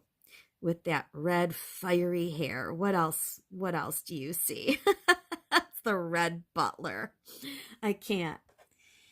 And oh, here she's doing the this is the back of the card. One hand's above his waist, one hand's below it. Ooh, that is spurious. The Alice. This can be vibes-based conspiracy, sure. Stone Corbell, thanks for gifting a sub, 83% to level 1. Mr. Crowley somewhere over the rainbow with Twink next to her. Guys, I'm like throwing up rainbows right now. Like, this is like, come on. This is over the top. Okay. Did someone say orange? How about Lala Orange, who looks like a child drag queen here? What? She just looks like a kid. What are you talking about? Moss Sloth with 40 bits says, pink isn't a light color. And then it's a link. Is this going to be too much pink energy is dangerous? Despite what my hair would suggest, pink is technically not a real color, so how the heck does that work? Well, I'll explain it. We tend to think of color as a sort of wheel, with one color blurring into the next until it comes all the way back around. But light waves and their corresponding colors are more like a number line, with red having the longest light waves and the greatest values, and violet having the smallest values, or shortest light waves. But this number line of sorts leaves no room for pink. Where the heck is it? How the heck do we see it? It doesn't exist. Or at least not as its own light wave. But if you're familiar with the primary colors of light, red, blue, and green, as we mix them together, we get white light. But as we subtract green from that spectrum, we get pink. And so, as it turns out, just because something isn't in the visible spectrum of light doesn't mean that it's not there. I think pink is a lot like hope in that way. Unstable Deadbeat, thanks for gifting a sub. Like one of those child they've got some kids dressing like, have you seen that stuff about like the kids, like the boys dressing like girls and like performing? I can't. Okay. This is Lala Orange, who just looks like a drag queen. Okay. I don't think she does. If anything, she looks French. Lennon Cat says she doesn't look like a drag queen, but she sure does look like a comrade. The Red Butler. I'm getting French Orange. vibes. I mean, this is... Although I get it with the it could be more of that kind of a beret, like a Che Guevara thing. Okay. It's like the gayest shit ever. Canary Yellow. is next in line, and canary yellow looks like a tranny child. Strike one. Sorry, not sorry. This can't. You should maybe be sorry. You should maybe be real sorry. Can't be bullying or harassment. These are cartoon characters. Ah.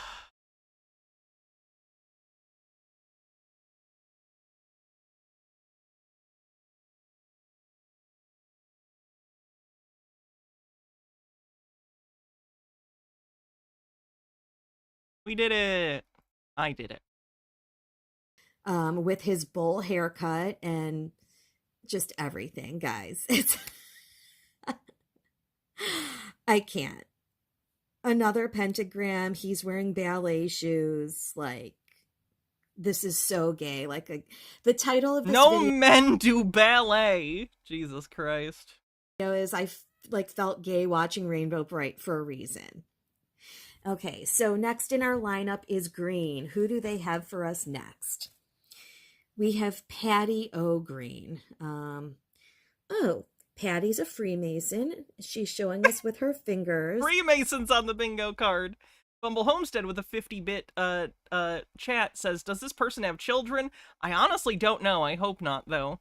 20% to level 2 on the hype train with a minute left.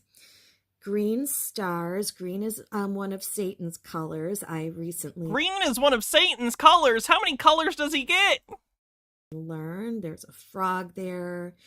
Green pentagram. We see her little bloomers. The green band-aids. It's a mess. Like, this is a mess.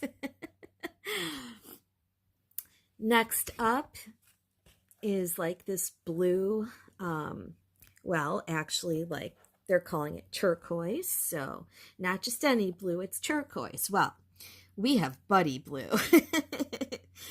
Buddy Blue also has pentagrams, and all of her Rainbow Bright's friends are real colorful. Yeah, their theme is rainbows. Their theme is different colors. Yes! Okay. Super colorful. Buddy Blue. All right. The next two guys. So the next two are just going to drive home my point, okay?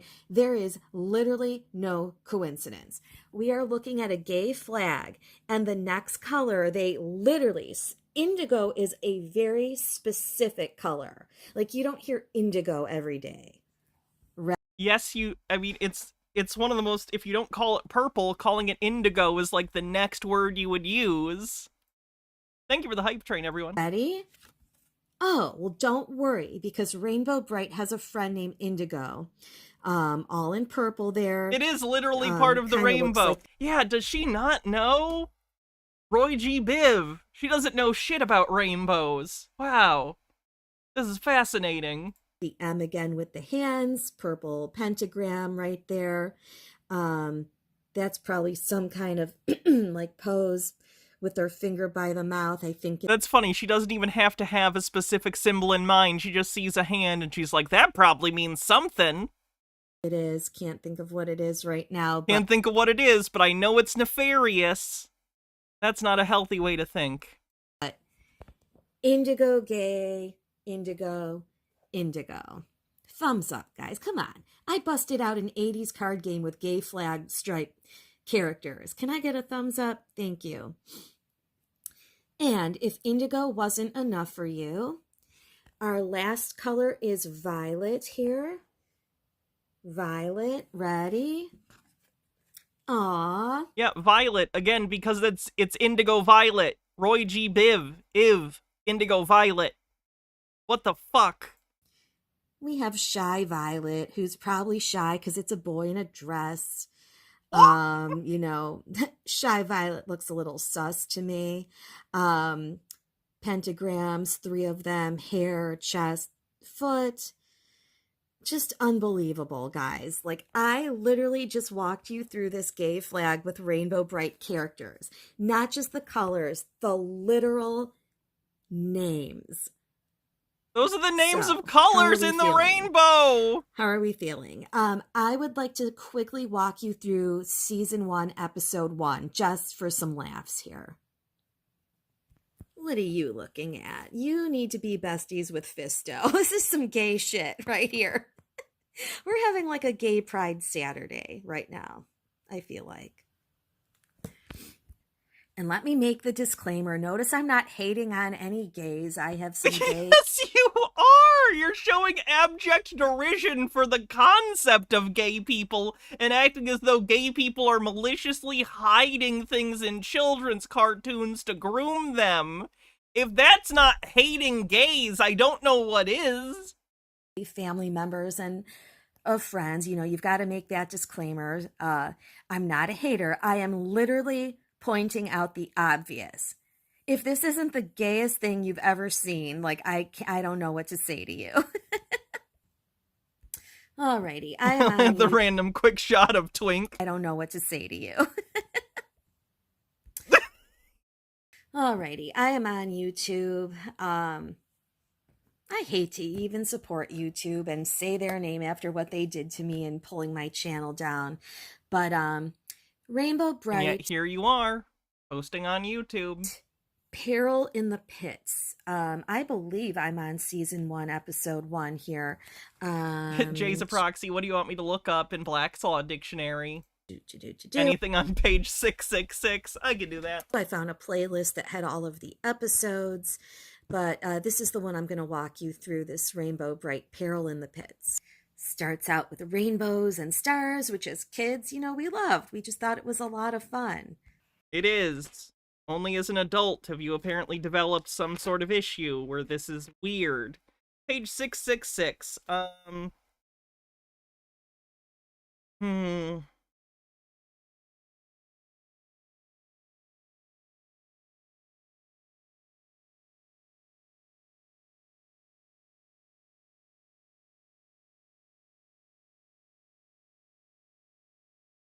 Housebreaking. Burglary. Breaking and entering a dwelling house with the intent to commit any felony therein. See burglary. Under some statutes, housebreaking may consist in breaking out of a house after access has been gained without breaking. That's interesting. I didn't know that. This is just the intro, and I can't play it, but they just said her Oh, sorry, Freyline. Missed multiple. Sheesh. Let me just go back real quick and read them.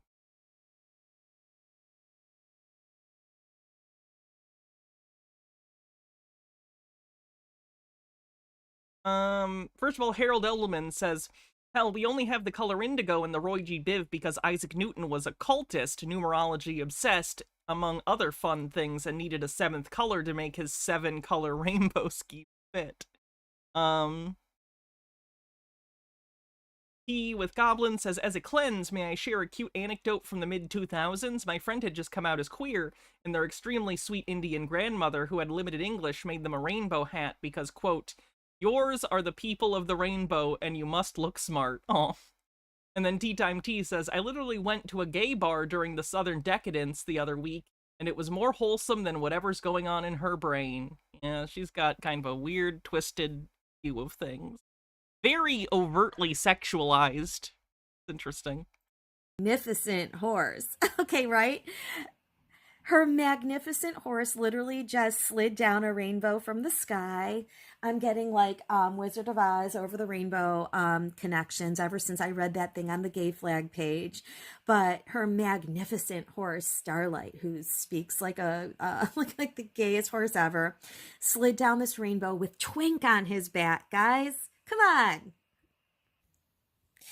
They call these the color kids. I didn't even know that. Like I said, I do not have a ton of memories watching this cartoon, but just Rainbow Bright was the popular character.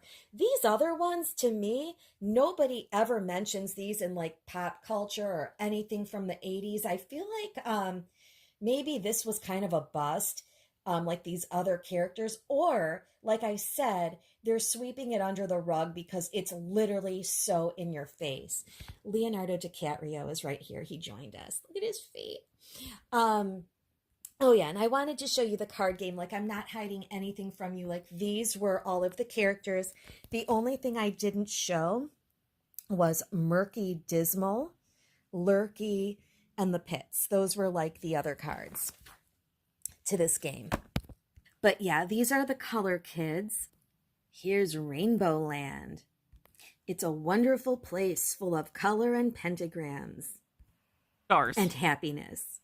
Okay, so she wears like this rainbow color belt and she pressed it and it just made this giant rainbow entering a star. When's she gonna get to Care Bears? Okay, so feels like that's gonna come up. They got all different symbols on their bellies that she can decipher to mean gay things. Rainbow Bright and her friends have a mission to bring color and happiness to people everywhere.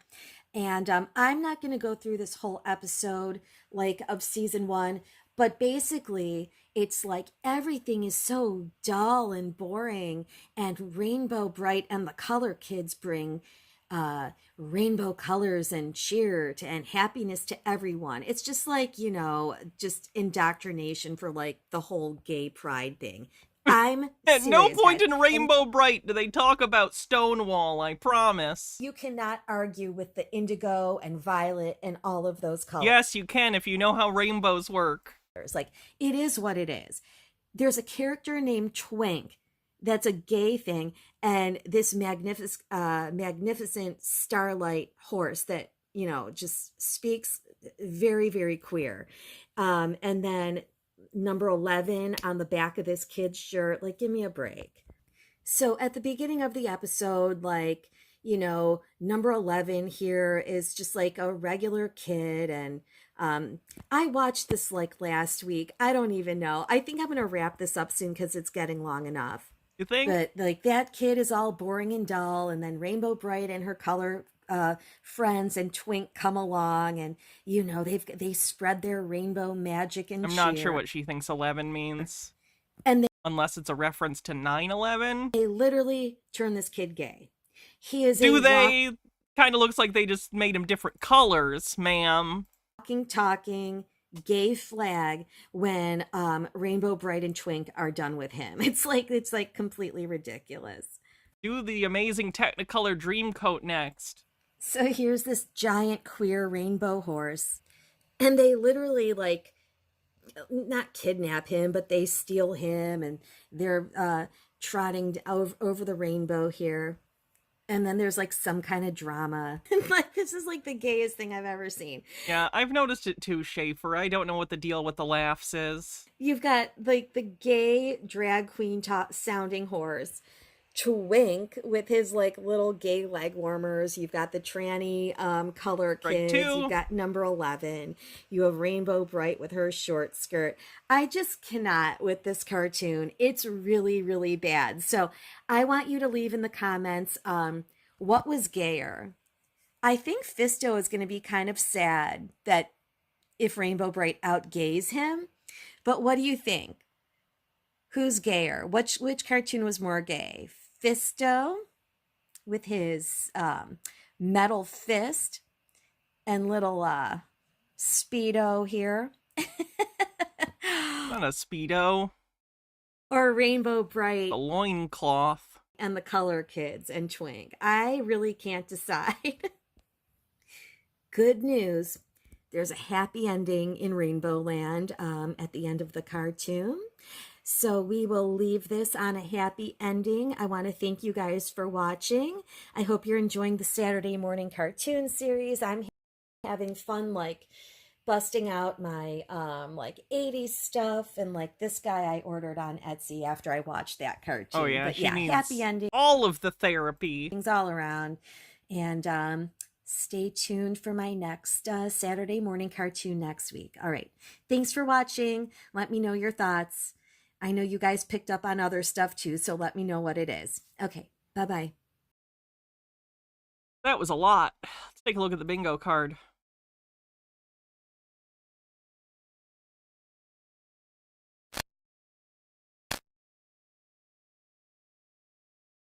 Let's see, we have... Oh boy. The gay agenda. Uses AI. Furious symbology as evidence.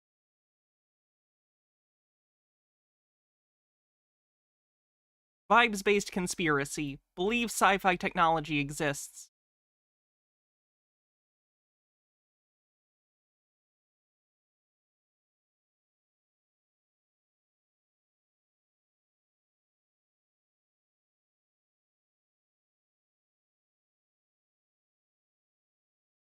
Transphobia, transvestigation. Clintons. Satanic.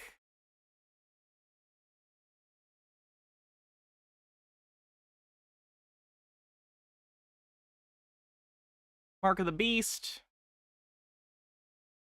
Misunderstanding of the scientific method. Illuminati, Freemasons, Cabal. Popular media is evil. Doesn't know what a coincidence is. Oh yeah, that lady sucks a lot. Think that's it.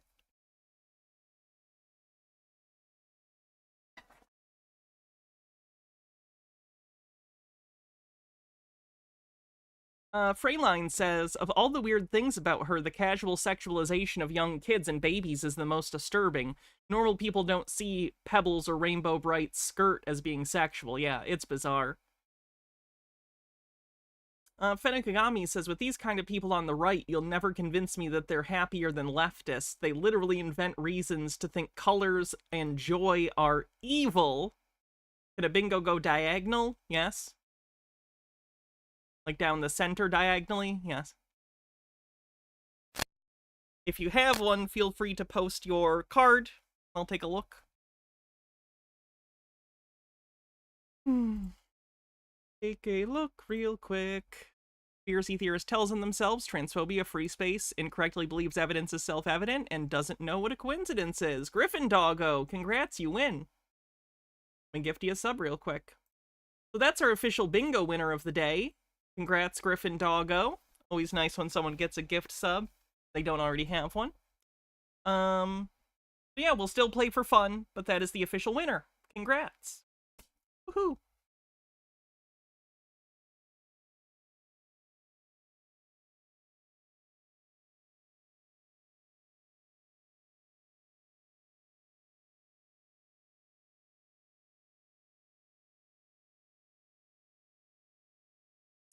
Here is a conspiracy theorist talking about how satanic they thought the MTV Music Awards were. Another edition of the Truth Zone, and the 2024 VMAs were absolutely demonic, just like pretty much all of these other award shows. Here you see Katy Perry. Let me guess. This is going to be portal imagery, but also eyeball imagery because she's the retina. And in her performance, she had to include the portal. Gee, I wonder what that represents. It obviously, in my honest opinion, represents CERN and what they are trying to bring over from the other side. This is more truth in plain sight because this is constantly what these people use over and over and over again. They constantly... For those that don't know, conspiracy theorists think that CERN, the Large Hadron Collider, is trying to open a portal to hell, or another dimension that hell is based off of, to let in demons to conquer the world for Satan. He with Goblin says, I'm sorry, but Chappelle Roan's performance of Good Luck Babe healed me. I've not seen it. And sorry, Chapel Roan. I said Chappelle. You have to showcase this portal symbolism constantly. And this is just more of the same because they are telling you who they serve. They are telling you what they are about. They are telling you that they are trying to bring demons over to this realm from the other side. This is what CERN is trying to do. So this is why she had to include this creepy portal, because Katy Perry is an Illuminati puppet. Make no mistake about it, just like the rest of these clowns at this award show and other award shows like this. And this is more truth in plain sight. They constantly have to show you what they are about. It is repetition with these people. And make no mistake about it, this is a performance at the MTV Music Awards. Was a hint and a showing of what they are trying to do. Because CERN is trying to bring over something from the other side. This is why they have the collider, and this is why CERN constantly has to activate that collider, because... Silly me, I thought they were doing experiments on particle physics, like they say. I didn't assume they were trying to open a portal to hell like the plot of the game Doom? They are trying everything in their power to bring whatever over to this realm. I know it sounds crazy, I know it sounds off the wall, but this is more truth in plain sight, and Katy Perry is playing her role just like all of these other musicians and everything else. All of these musicians... I don't know the song. I don't follow Katy Perry. ...have sold their soul. They have signed a blood oath. They have signed their souls over for the price of fame. They have sold their souls. And they also had to include the alien theme in this performance and some... Is he going to point out the floor's reflective, so it's as above, so below? Other performances. This is for her song E.T., I believe. But regardless, you see the flying saucer. This is just more showing you what they are trying to do. They are trying to prepare everybody... Project Bluebeam? For the Project Bluebeam. Project Bluebeam on the bingo card. That's my honest opinion. So this is why they are continuing to show you this alien stuff over and over and over and over again, because they are going to try to convince people that aliens are real through Project Bluebeam. And then here she is with this technology on her skin. And this is obviously representing merging with machines, because this is another thing they want to do. This is why you have Elon involved in Neuralink talking about microchipping people in their brains. And he's already done it to 2 willing people. And this is what this is all leading to. This is leading to the merging with machines, and this is eventually leading to the mark of the beast. What's Project Bluebeam? It's a conspiracy theory where conspiracy theorists who do not believe in aliens, to be clear, they don't think aliens are real. Normally they're Christian and think sometimes that space isn't real. They believe that the governments of the world are conspiring to create a fake alien invasion as a pretext for forming a one-world totalitarian government in order to protect the world from the aliens, which in this conspiracy are not real. They're manufactured via holograms or something by the governments of the world, again, as pretense to take over in a totalitarian fashion. Yeah, like the Watchmen, kind of, yeah. Butterfly with these wings. I also thought that she was trying to portray herself as a fallen angel, but these wings look more like butterfly wings, and it's no surprise here because the butterfly is a... Why did you say butterfly like that? Very prominent symbol with these people, because they go through mind control. They go through MK Ultra, and the butterfly... MK Ultra on the bingo card? ...is a symbolism of this, specifically the monarch butterfly, and this is why she also had to hold a butterfly in her hand at the end of the performance. And notice how the people below her look like they're in a daze, a trance, and they also have the technology on them. This is exactly what they want. They want people... But her, I barely know her. ...to be of a hive mind. They want people to be zombies, pretty much. And think about it. They pretty much are already in that state for the most part when they are on their phones constantly. I mean, you see people driving, just staring down at their phone, almost getting into an accident or getting into an accident, walking across a street, just staring at their phones. I mean, come on. This is what these people want. Constantly, they want people to focus on all of this entertainment and stuff like that, and to be brainwashed through the television. This is what these people want. This is why they continue to peddle all of their lies, all of their propaganda through TV shows, through movies, through commercials, and the list goes on, because this is all a form of mind control. That's all that this is. And everything I don't like is mind control. Stone Corbell with 50 bits says those damn Satanists always on their phones. These performers are playing their role well in this mind control, because what they are doing is they are putting people under a spell when they choose to watch their music videos. And Is that a Paris Hilton? Is that Paris Hilton? Are we referencing Paris Hilton in 2024? Or is that someone who just looks like Paris Hilton from 20 years ago? listen to their music if they are not awake. And again, I'll harken back to this butterfly that Katy Perry was holding up, because this has to do with mind control. This is why I'm showing other images of the butterfly. And you can just go look. Plenty of celebrities and stuff have associated with this butterfly at one point in time. Or butterflies are an incredibly common symbol. People who are in the arts, in music or entertainment, are going to be depicted artistically often for publicity reasons. So you're gonna see the same symbols used because they're relatively common in our visual vocabulary when we're trying to illustrate different ideas through the medium of imagery.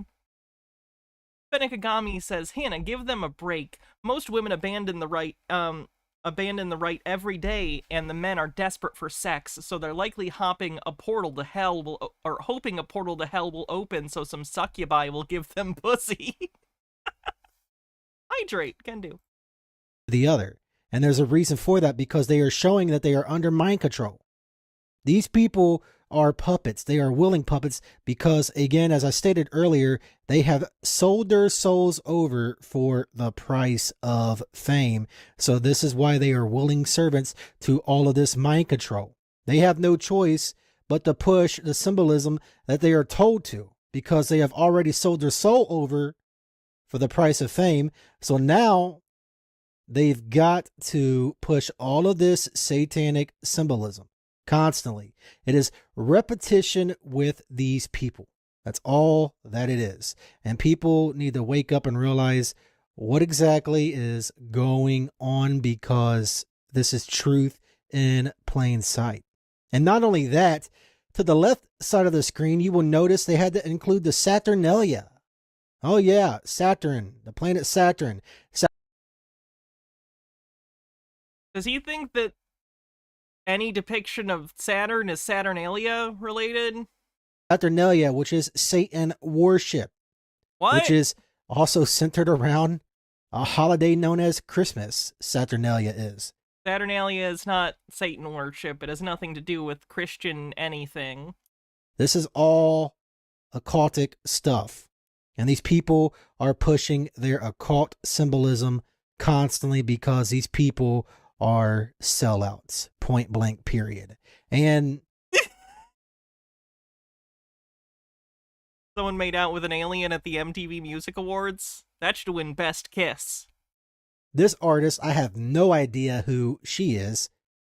In her performance, she was making out with an alien. Oh yeah, making out with an alien, or basically a demon, because I firmly believe that aliens are fallen angels. They are aliens are demons on the bingo card. Or demons. That's what I believe. I don't believe there's gray aliens or blue aliens or green aliens and flying saucers flying above us. These things are fallen angels. This is what these things are. They are demons. This is where this stuff comes from. This is all part of their agenda. This is all part of mind control. And they are setting the stage. And they are No, that's not aliens did it. It's demons are aliens. Or aliens are demons. The way for what's to come through all of this demonic symbolism. And another thing they had to include is the goat. Yes, they had to include the goat, which is the Baphomet. Baphomet worship. Now, I know there will probably be some doubters out there. They're going to say, ah, man, that means greatest of all time. You know, it's LL Cool J, bro. He's one of the goats, man. He's one of the icons, one of the legends. But no, this is Baphomet worship. This is truth in plain sight. Yet again, because this is all about the mixing of dark and light. This is why they use the black and the white checkerboard pattern. duality. All of this is part of their agenda. Oh boy, that's a lot. That was a whole lot. Sorry, I gotta use the bathroom again real quick. While I do, Chair will tell you about Mobile Cop Giban. He's like a robot cop or something. The wicked Dr. Jiba and the monstrous force of Biolon have silently infiltrated every aspect of human society. To what end? World domination, of course. Earth's only hope is a clueless detective who's always a no-show when it matters most. But in reality, this would-be bumbler is on a top-secret mission to put an end to Biolon's dastardly scheme as the mobile cop Giban. Yeah, sure. That tracks. I'll be right back.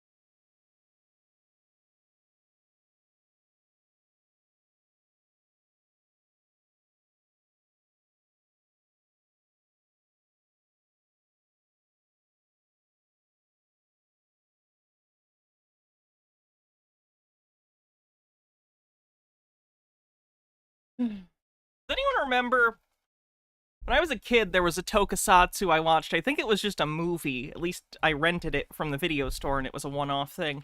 And it was kids who got turned into sort of Power Ranger Sentai-looking things.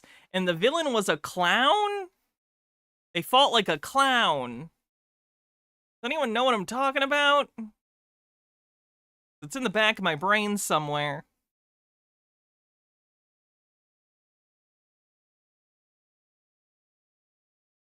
Okay.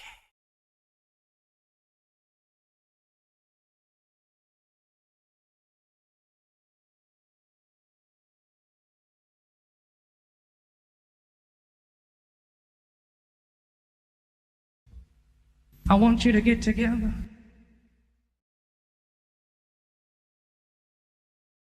I'm ready to talk about the Millennial Kingdom. This theory that you told me about that I had never heard blew my mind. How it ties in with like the Middle Ages, right? Well, that's the question. There's a lot about this that's up for speculation. We have ideas, we have theories, we're working it out. It's brand new, really. It's fresh for most people. I'm not saying I have all the answers, but I'm saying there's a lot of stuff we can't ignore, is what I'm trying to say. Okay. And I apologize for inviting you onto my podcast and then just laying all that on you. I didn't. Oh yeah. I couldn't stop myself. It was like verbal. Clown guy, great transition, Hannah. That was definitely on purpose. So what that guy's talking about, by the way, is the conspiracy theory that... Sorry, I'm looking at what this was. Is this it? Was it Pocket Ninjas? Maybe. Take a look at that later. Thank you. It's a conspiracy theory that Jesus has already come and reigned for 1,000 years, and now Satan is in charge before the rapture or whatever. Truth diarrhea. I just kept coming out with it, and I couldn't stop. And I kept thinking to myself, like, Paul, why are you doing this? Just stop it. He's clearly like, this is too much right now. Just stop. Yeah, you just kept pummeling me. It just kept hitting. Lennon Cat says, I'd like to remind everyone that Baphomet isn't real. I mean, less real than other gods and demons aren't real. It comes from the persecution, I assume, of the Knights Templar when they came back from the Middle East. It's a corruption of the old French pronunciation of Muhammad, which was Mahomet. The Templars potentially started to incorporate Islamic beliefs into their theology. Sounds very Assassin's Creed. He loved it. I've talked about it to 100 people. Everybody. There's Nebula Mask fan. Let me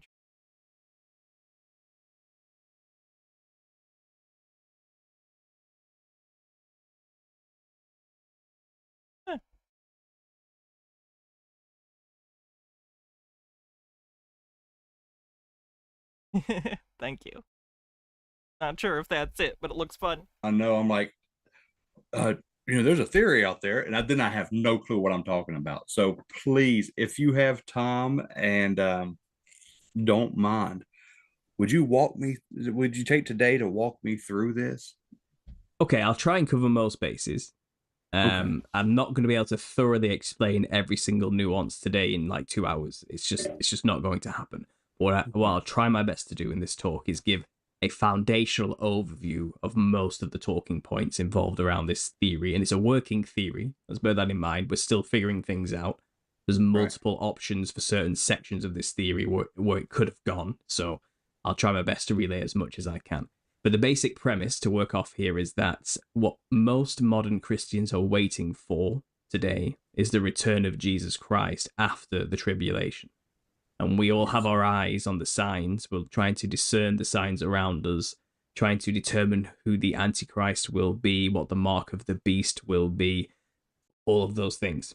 We're kind of looking for them and waiting for those signs to happen, which will be the signs of the coming of the Son of Man in the clouds, okay? Which will be tribulation, judgment, and then obviously a millennial reign is what people are waiting for. And people get to live with Christ for 1,000 years, as it says in Revelation 20. So people are pretty adamant we're living in that time. We're living in the time just before tribulation. It's just around the corner. It's just about to happen. Okay, that's what people are pretty adamant where we're at. That's the mainstream thought of not only conspiracy Christians, but just mainstream churchianity. That is the view of modern Christians. We are in that.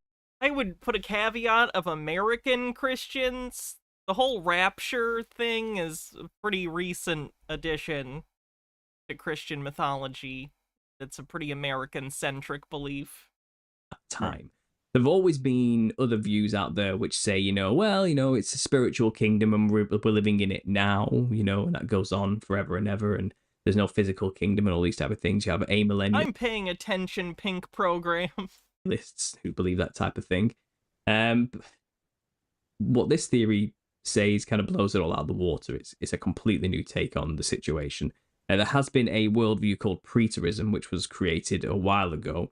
I think about the 1600s by, people say it was a Jesuit, but it may have been a Jesuit, but this theory we have today is not preterism, classically so-called. It's it's something else. And a lot of people who don't like this idea will attack preterism and think that's what we're talking about. Most preterists, even they believe it's a spiritual kingdom. And we're not saying that here. We're talking about a real, physical, tangible 1,000 years where Christ reigned on earth. This theory posits it's all already happened. I don't remember who came up with it, Jimmy Tea Time, but I know it spread through, the United States during one of the Christian revival periods. Not living in the time just before tribulation. No problem, Charles Emerson. We're living after the 1,000-year reign of Christ. He's already been on earth. He has reigned for 1,000 years on earth with his resurrected saints and the elect who survived through tribulation. And now we're living in the time that comes just after that time, that 1,000 years, which is basically called the little season, where Satan is let loose to deceive the nations, gather an army from the four corners of the earth, Gog and Magog, whose number is of the sands of the sea, to make war with the camp of saints. How did we miss the reign of Jesus? They are positing that it was an intentionally hidden piece of history, that there was a great reset, and that everyone was forced to forget. And then once they make war and surround the beloved city, fire will come down from heaven, and then we'll all be present for the great white throne judgment at the end of time. People will be judged. Those who are obviously judged badly are thrown into the lake of fire, and then there's a new heaven and earth. Yeah, that was my understanding too, Mix Peacekeeper, but their understanding is different. And that's the eternal kingdom. after the little season. Most modern mainstream churchianity thinkers believe once tribulation happens, the eternal kingdom comes then. That's not what Revelation says. It says there is a 1,000-year reign of Christ where he rules with an iron rod with his resurrected saints who are blessed to take part in that first resurrection because they get to rule with Christ for 1,000 years. Then it says in plain English, when the 1,000 years has ended. So it's not eternal. It's a period of time that has a beginning and an end.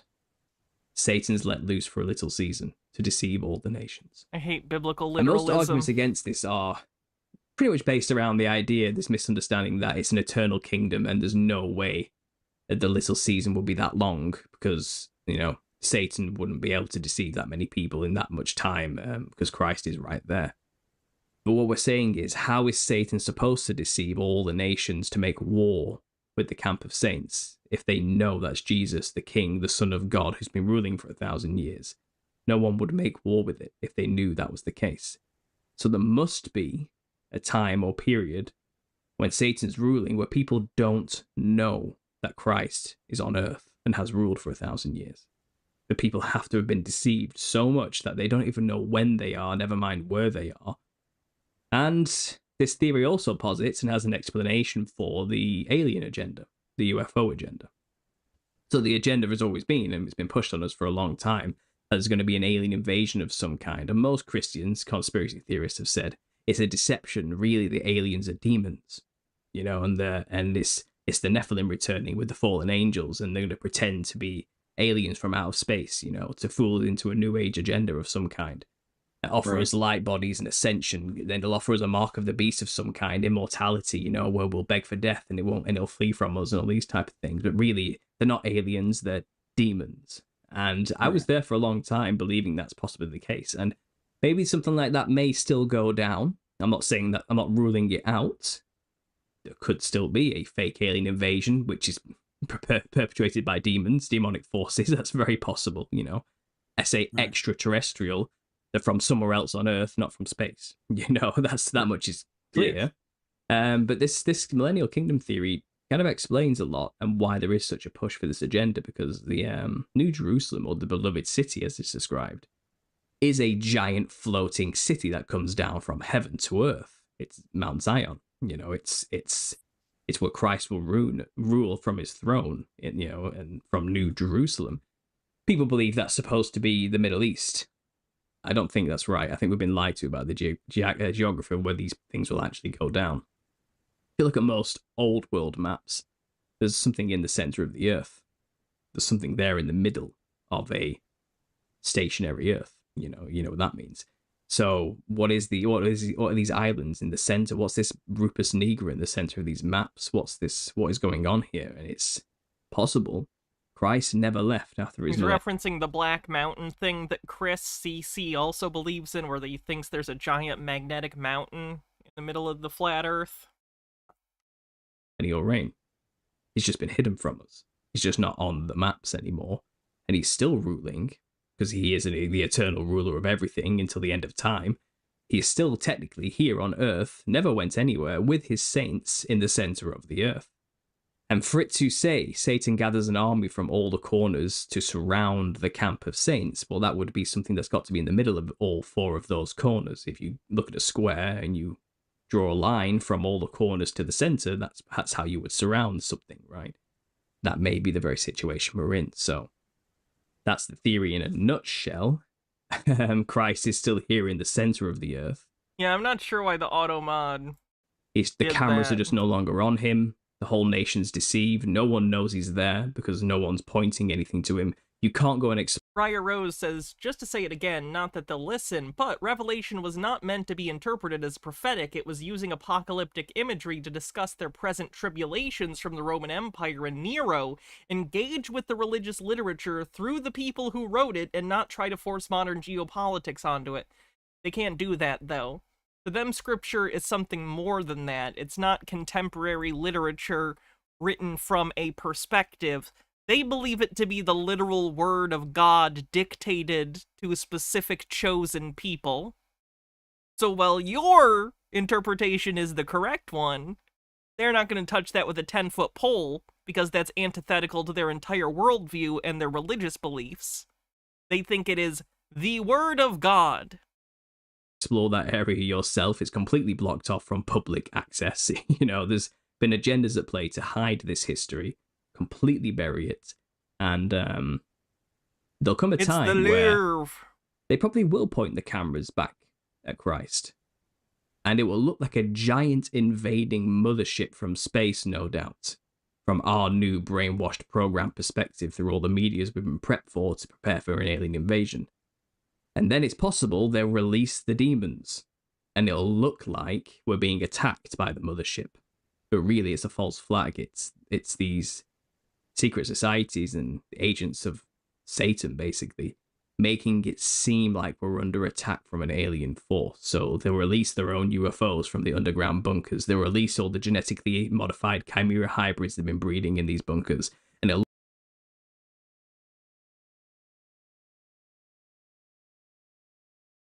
I'm sorry, the genetic chimera monsters was just a lot. That was a lot. That's, oh boy.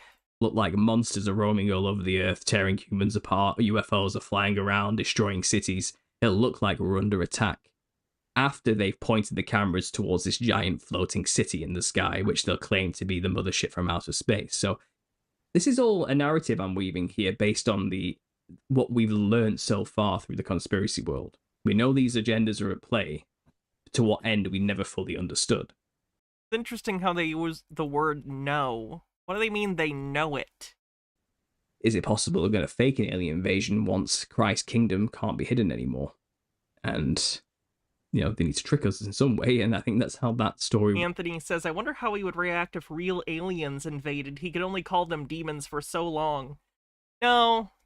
Even if we actually made first contact with actual aliens that were intelligent and we could communicate with, these people would think they were demons until the day they died. Have you met a conspiracy theorist? Have you heard these people? Nothing deters them from their belief. Their belief is paramount. No amount of evidence will change their mind. Would go down. So there's another theory kind of tagged onto this whole idea. But the basic premise is Christ has already ruled for 1,000 years. We are not living in the times just before tribulation. All the signs of the times we do see through the media are completely fabricated, convoluted, purposely designed to look like tribulation events. See you, Demibird. Hope your headache gets better. Hope your migraine gets better. To make us believe we're in that time zone. But there'll always be a new mark of the beast. There'll always be some kind of sign of a third temple being built, of something like that. Even though that was never in the Bible about building a third temple. It says that the temple will be destroyed, which it was in 70 AD.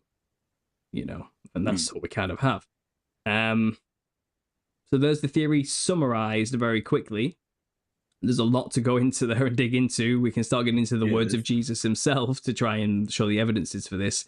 But I've just given you a massive overview of what the theory is there very quickly.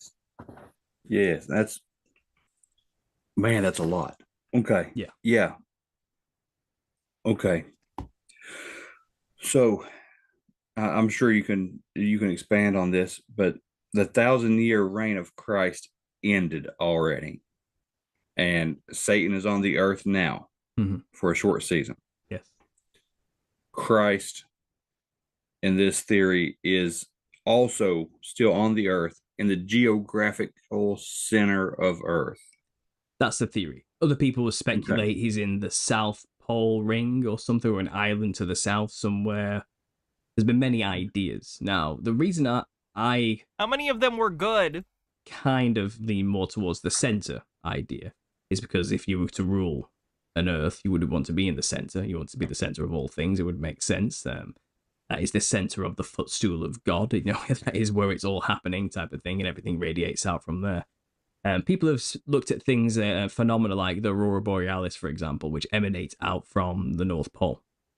And obviously the South Pole too, but when you get involved with the firmament, reflections can happen and cycles can look like there's, I'm not going to get into the cosmology necessarily, but what we do know is the North Pole is infamous for Aurora Borealis emanating light and infamous energy. Aurora Borealis! You fuck! One day we'll catch it. One day we'll catch the Northern Lights and they'll pay for what they've done.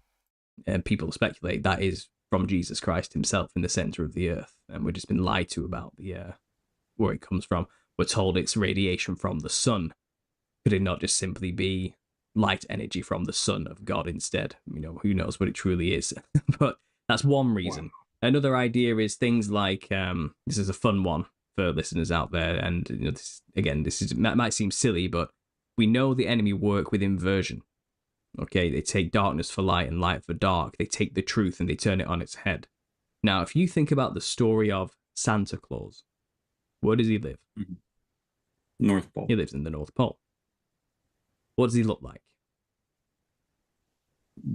Jolly. He's an old man. Hannah puts her head in her hands. Kagami says, we so desperately need to bring back the fairness doctrine. We need to stop mainstream media from spreading this crap, and we need to accept that we have to build a society around these people. Their beliefs are not valid. They need not to be humored. Just take care of them as best as we can and wait for them to die off. It's how Nazism started losing its grip on Germany. You can't save everyone. The best we can do now is contain the problem. This is like... it's a belief that isn't true, but this is very different than, like, a political ideology that people get around. This is a dysfunction in their ability to decipher reality. So I take a little bit of umbrage to the direct comparison to something like Nazism. It's a dysfunction in their ability to parse information. And this in particular, I don't even think has to do with the fairness doctrine. Like, a lot of this got picked up from the internet, right? This person didn't learn this on Fox News. They learned this on the internet and from their own mind malfunctioning. So I get what you're saying, but I think we're well beyond the fairness doctrine being something that's going to fix this problem. No? Raya Rose says, have you watched Iron Sky and or Iron Sky 2? Thoughts if so? I've seen Iron Sky 2. It was fun. Enjoyable. I liked the cliffhanger ending. Sad they never got a third one out. Yeah, the fairness doctrine only worked for network programs, too, because it was before cable, so it never even applied to stuff like cable. With the big grey beard, right? Old man, big grey beard. Okay, yeah. So is that not God? From a stereotypical, cheesy media standpoint, that's how they always portray him, right? An old man with a big white beard, you know. What are Santa Claus's powers? He knows. Well, he could be. He knows when you're doing good or bad. Mm-hmm. He can go anywhere at any time, like in a blink. He gives you gifts. Okay, so he's like a god, isn't he? He's omnipotent. He keeps a list. of who He's a mythical character. Bad, yeah. With powers of your sins. He's checking whether you're naughty or nice. He's he's present everywhere, all times, watching everybody, you know. And this is God. We're talking about God here. It's a Christ inversion, you know. And he's keeping a list and he's checking it twice. Well, Christ says he doesn't keep lists. He forgives. He absolves you of those sins through his sacrifice. Santa's the Antichrist. He's the opposite of that. He keeps a list and he's checking it twice, you know. He lives in the center of the earth. Jesus lives in the center of the earth. He's a fat, jolly old man. Jesus isn't depicted as a fat, white-bearded old man, but God is. So in a way, it's kind of the opposite of Christ there too. He gives you gifts, physical, material things. Jesus gives you the gifts of heavenly things. Keep your eyes on treasures in heaven, not on earth. It's an inversion of Jesus Christ. And he's up there with all of his elves working away. Jesus is in the center with all of his saints.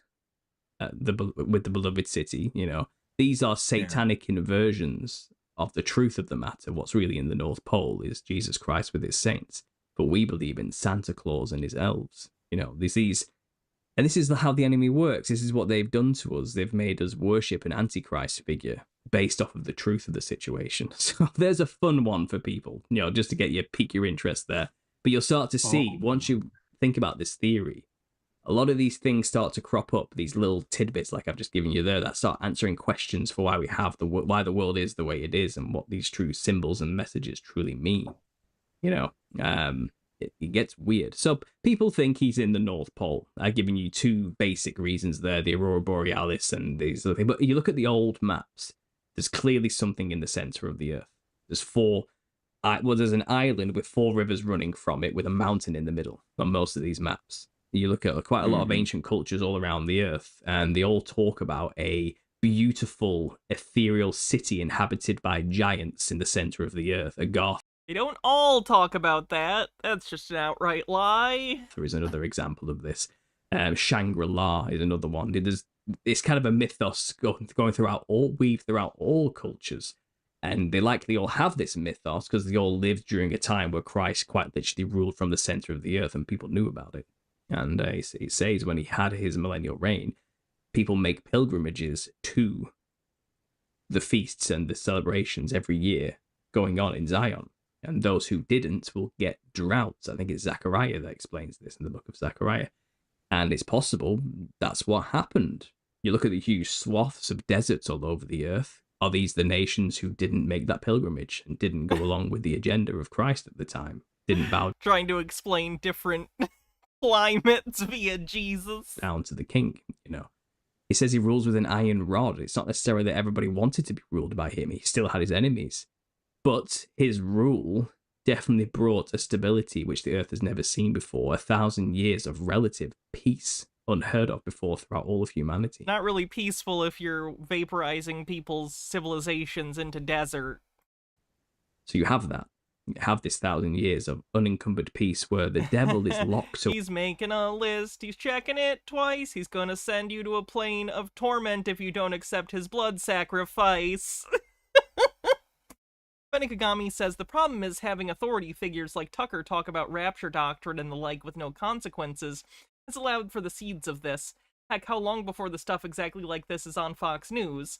I use Nazism as a comparison because it's a historical example of a belief system you can't teach people out of, and that can lead to a similar detachment from reality. How far do you get into this when it's like... Let me put it this way. People have rights. People have a First Amendment right, right? Where you draw the line where something becomes unacceptable, you're getting too close to what I find totalitarian. Like, I don't think the rapture's real, I don't think Christianity's real, but I also don't think it's right to stop people from being allowed to speak on their personal beliefs? Their religious beliefs? You know what I mean? You see how that's difficult? Away in the pit for 1,000 years. He's not there anymore. He's not tempting people. He's not messing with people. He's not judging people. He's in the pit for 1,000 years. Imagine 1,000 years where humanity doesn't have Satan whispering in his ear and the Son of God, the King himself, is ruling from the center of the earth. How do you think that would look after 1,000 years? What do you think people would do during that time? With the time, you know, and the ability. Don't forget the resurrected saints. They don't take part in the second death. They're already done. The second judgment is not a thing for them. They're already in their divine, resurrected light bodies, intended for the new heaven and earth in the future. They don't have to go through the judgment. They're already judged. It's done. They were martyrs for Christ. They've proven themselves in a way. Those who take part in that first resurrection are resurrected in super advanced human bodies, way beyond what we have. These are the saints, you know, and imagine what you can do with that kind of knowledge, that kind of ability, that perception of reality. The humans that survived during that time, who barely survived tribulation, well, they would have been in awe of these people, these resurrected saints, the things they were doing, and people would have been inspired. And when you're inspired and you're a human, you get creative and you make things around you look beautiful. And if you look around, you'll start to realize signs of him being here are everywhere. Signs of people living through a time of 1,000 years of peace are everywhere, and it's through the building. He's saying pretty architecture equals proof of Jesus being the ruler, because you can't do architecture this guy likes if you weren't inspired directly by a physical King Jesus living on Earth. Things that are everywhere on Earth. And people have been calling them Tartarian for a long time.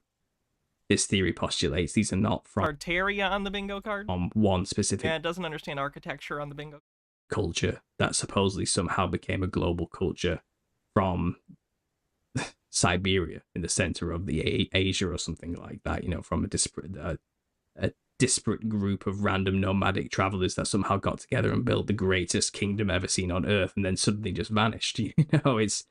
This is what the Tartarian theorists have been speculating on for a while. I believe the 1,000-year reign of Christ answers the question. Where did this civilization go? Well, the 1,000 years ended, and Satan was let loose. And it seems like there was a huge destruction event called the Mud Flood when he was released. And it was his attempt to bury Christ's kingdom after his release. It didn't work. And most of we discover, most of the 1700s, 1800s, and 1900s was a lot of people digging buildings out of the ground and repurposing them. No, it wasn't. This is when secret societies cropped up, like the Freemasons, who found a bunch of free masonry laying around and laid claim to it. They incorrect founded everything. They didn't build any of it. It was all remnants from this time where there was 1,000 years of absolute peace on the earth, where people found the time to actually care about what they made, and buildings were made to a standard and beautiful that lasted, with just a testimony to... Doesn't understand their problem is capitalism on the bingo card. The peace on earth that was there, And a lot of people don't like that idea. A lot of people in the Christian community do not like to imagine that buildings would have been built during a physical reign on Earth. But I would say people still need roofs over their heads. Buildings would get built. Artwork would still get made because people are just kind of like that, whether Christ is around or not.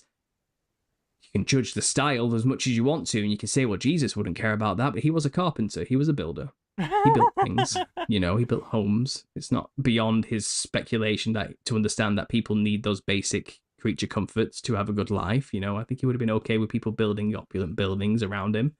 Not a problem. That doesn't diminish his eternal kingdom in heaven in any way. To create something akin to a heaven on earth. Why would that?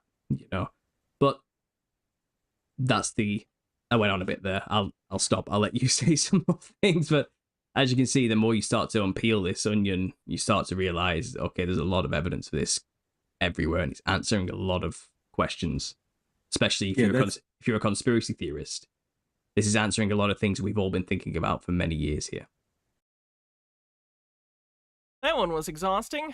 Fenekagami says, I'm not talking about the government here. A good step in the right direction is the whole women not dating Republicans thing. Also the social process of how the N-word became the forbidden word that it is.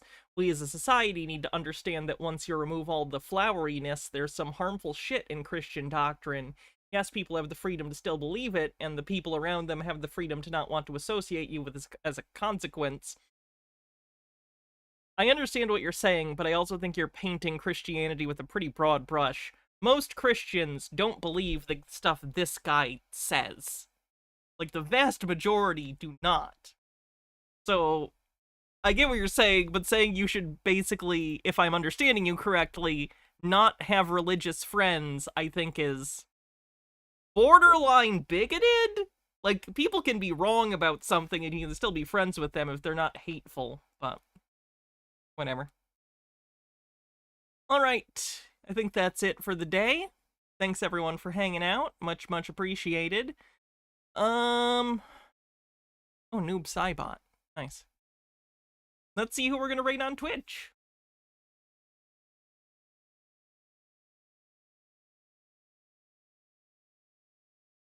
That's incorrect. That's Twitter.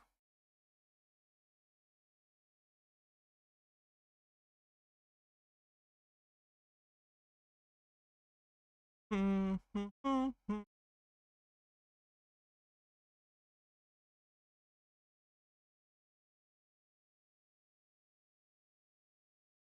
problem, Avalon of Babylon. Thanks for rating Twitter. Yeah, good luck.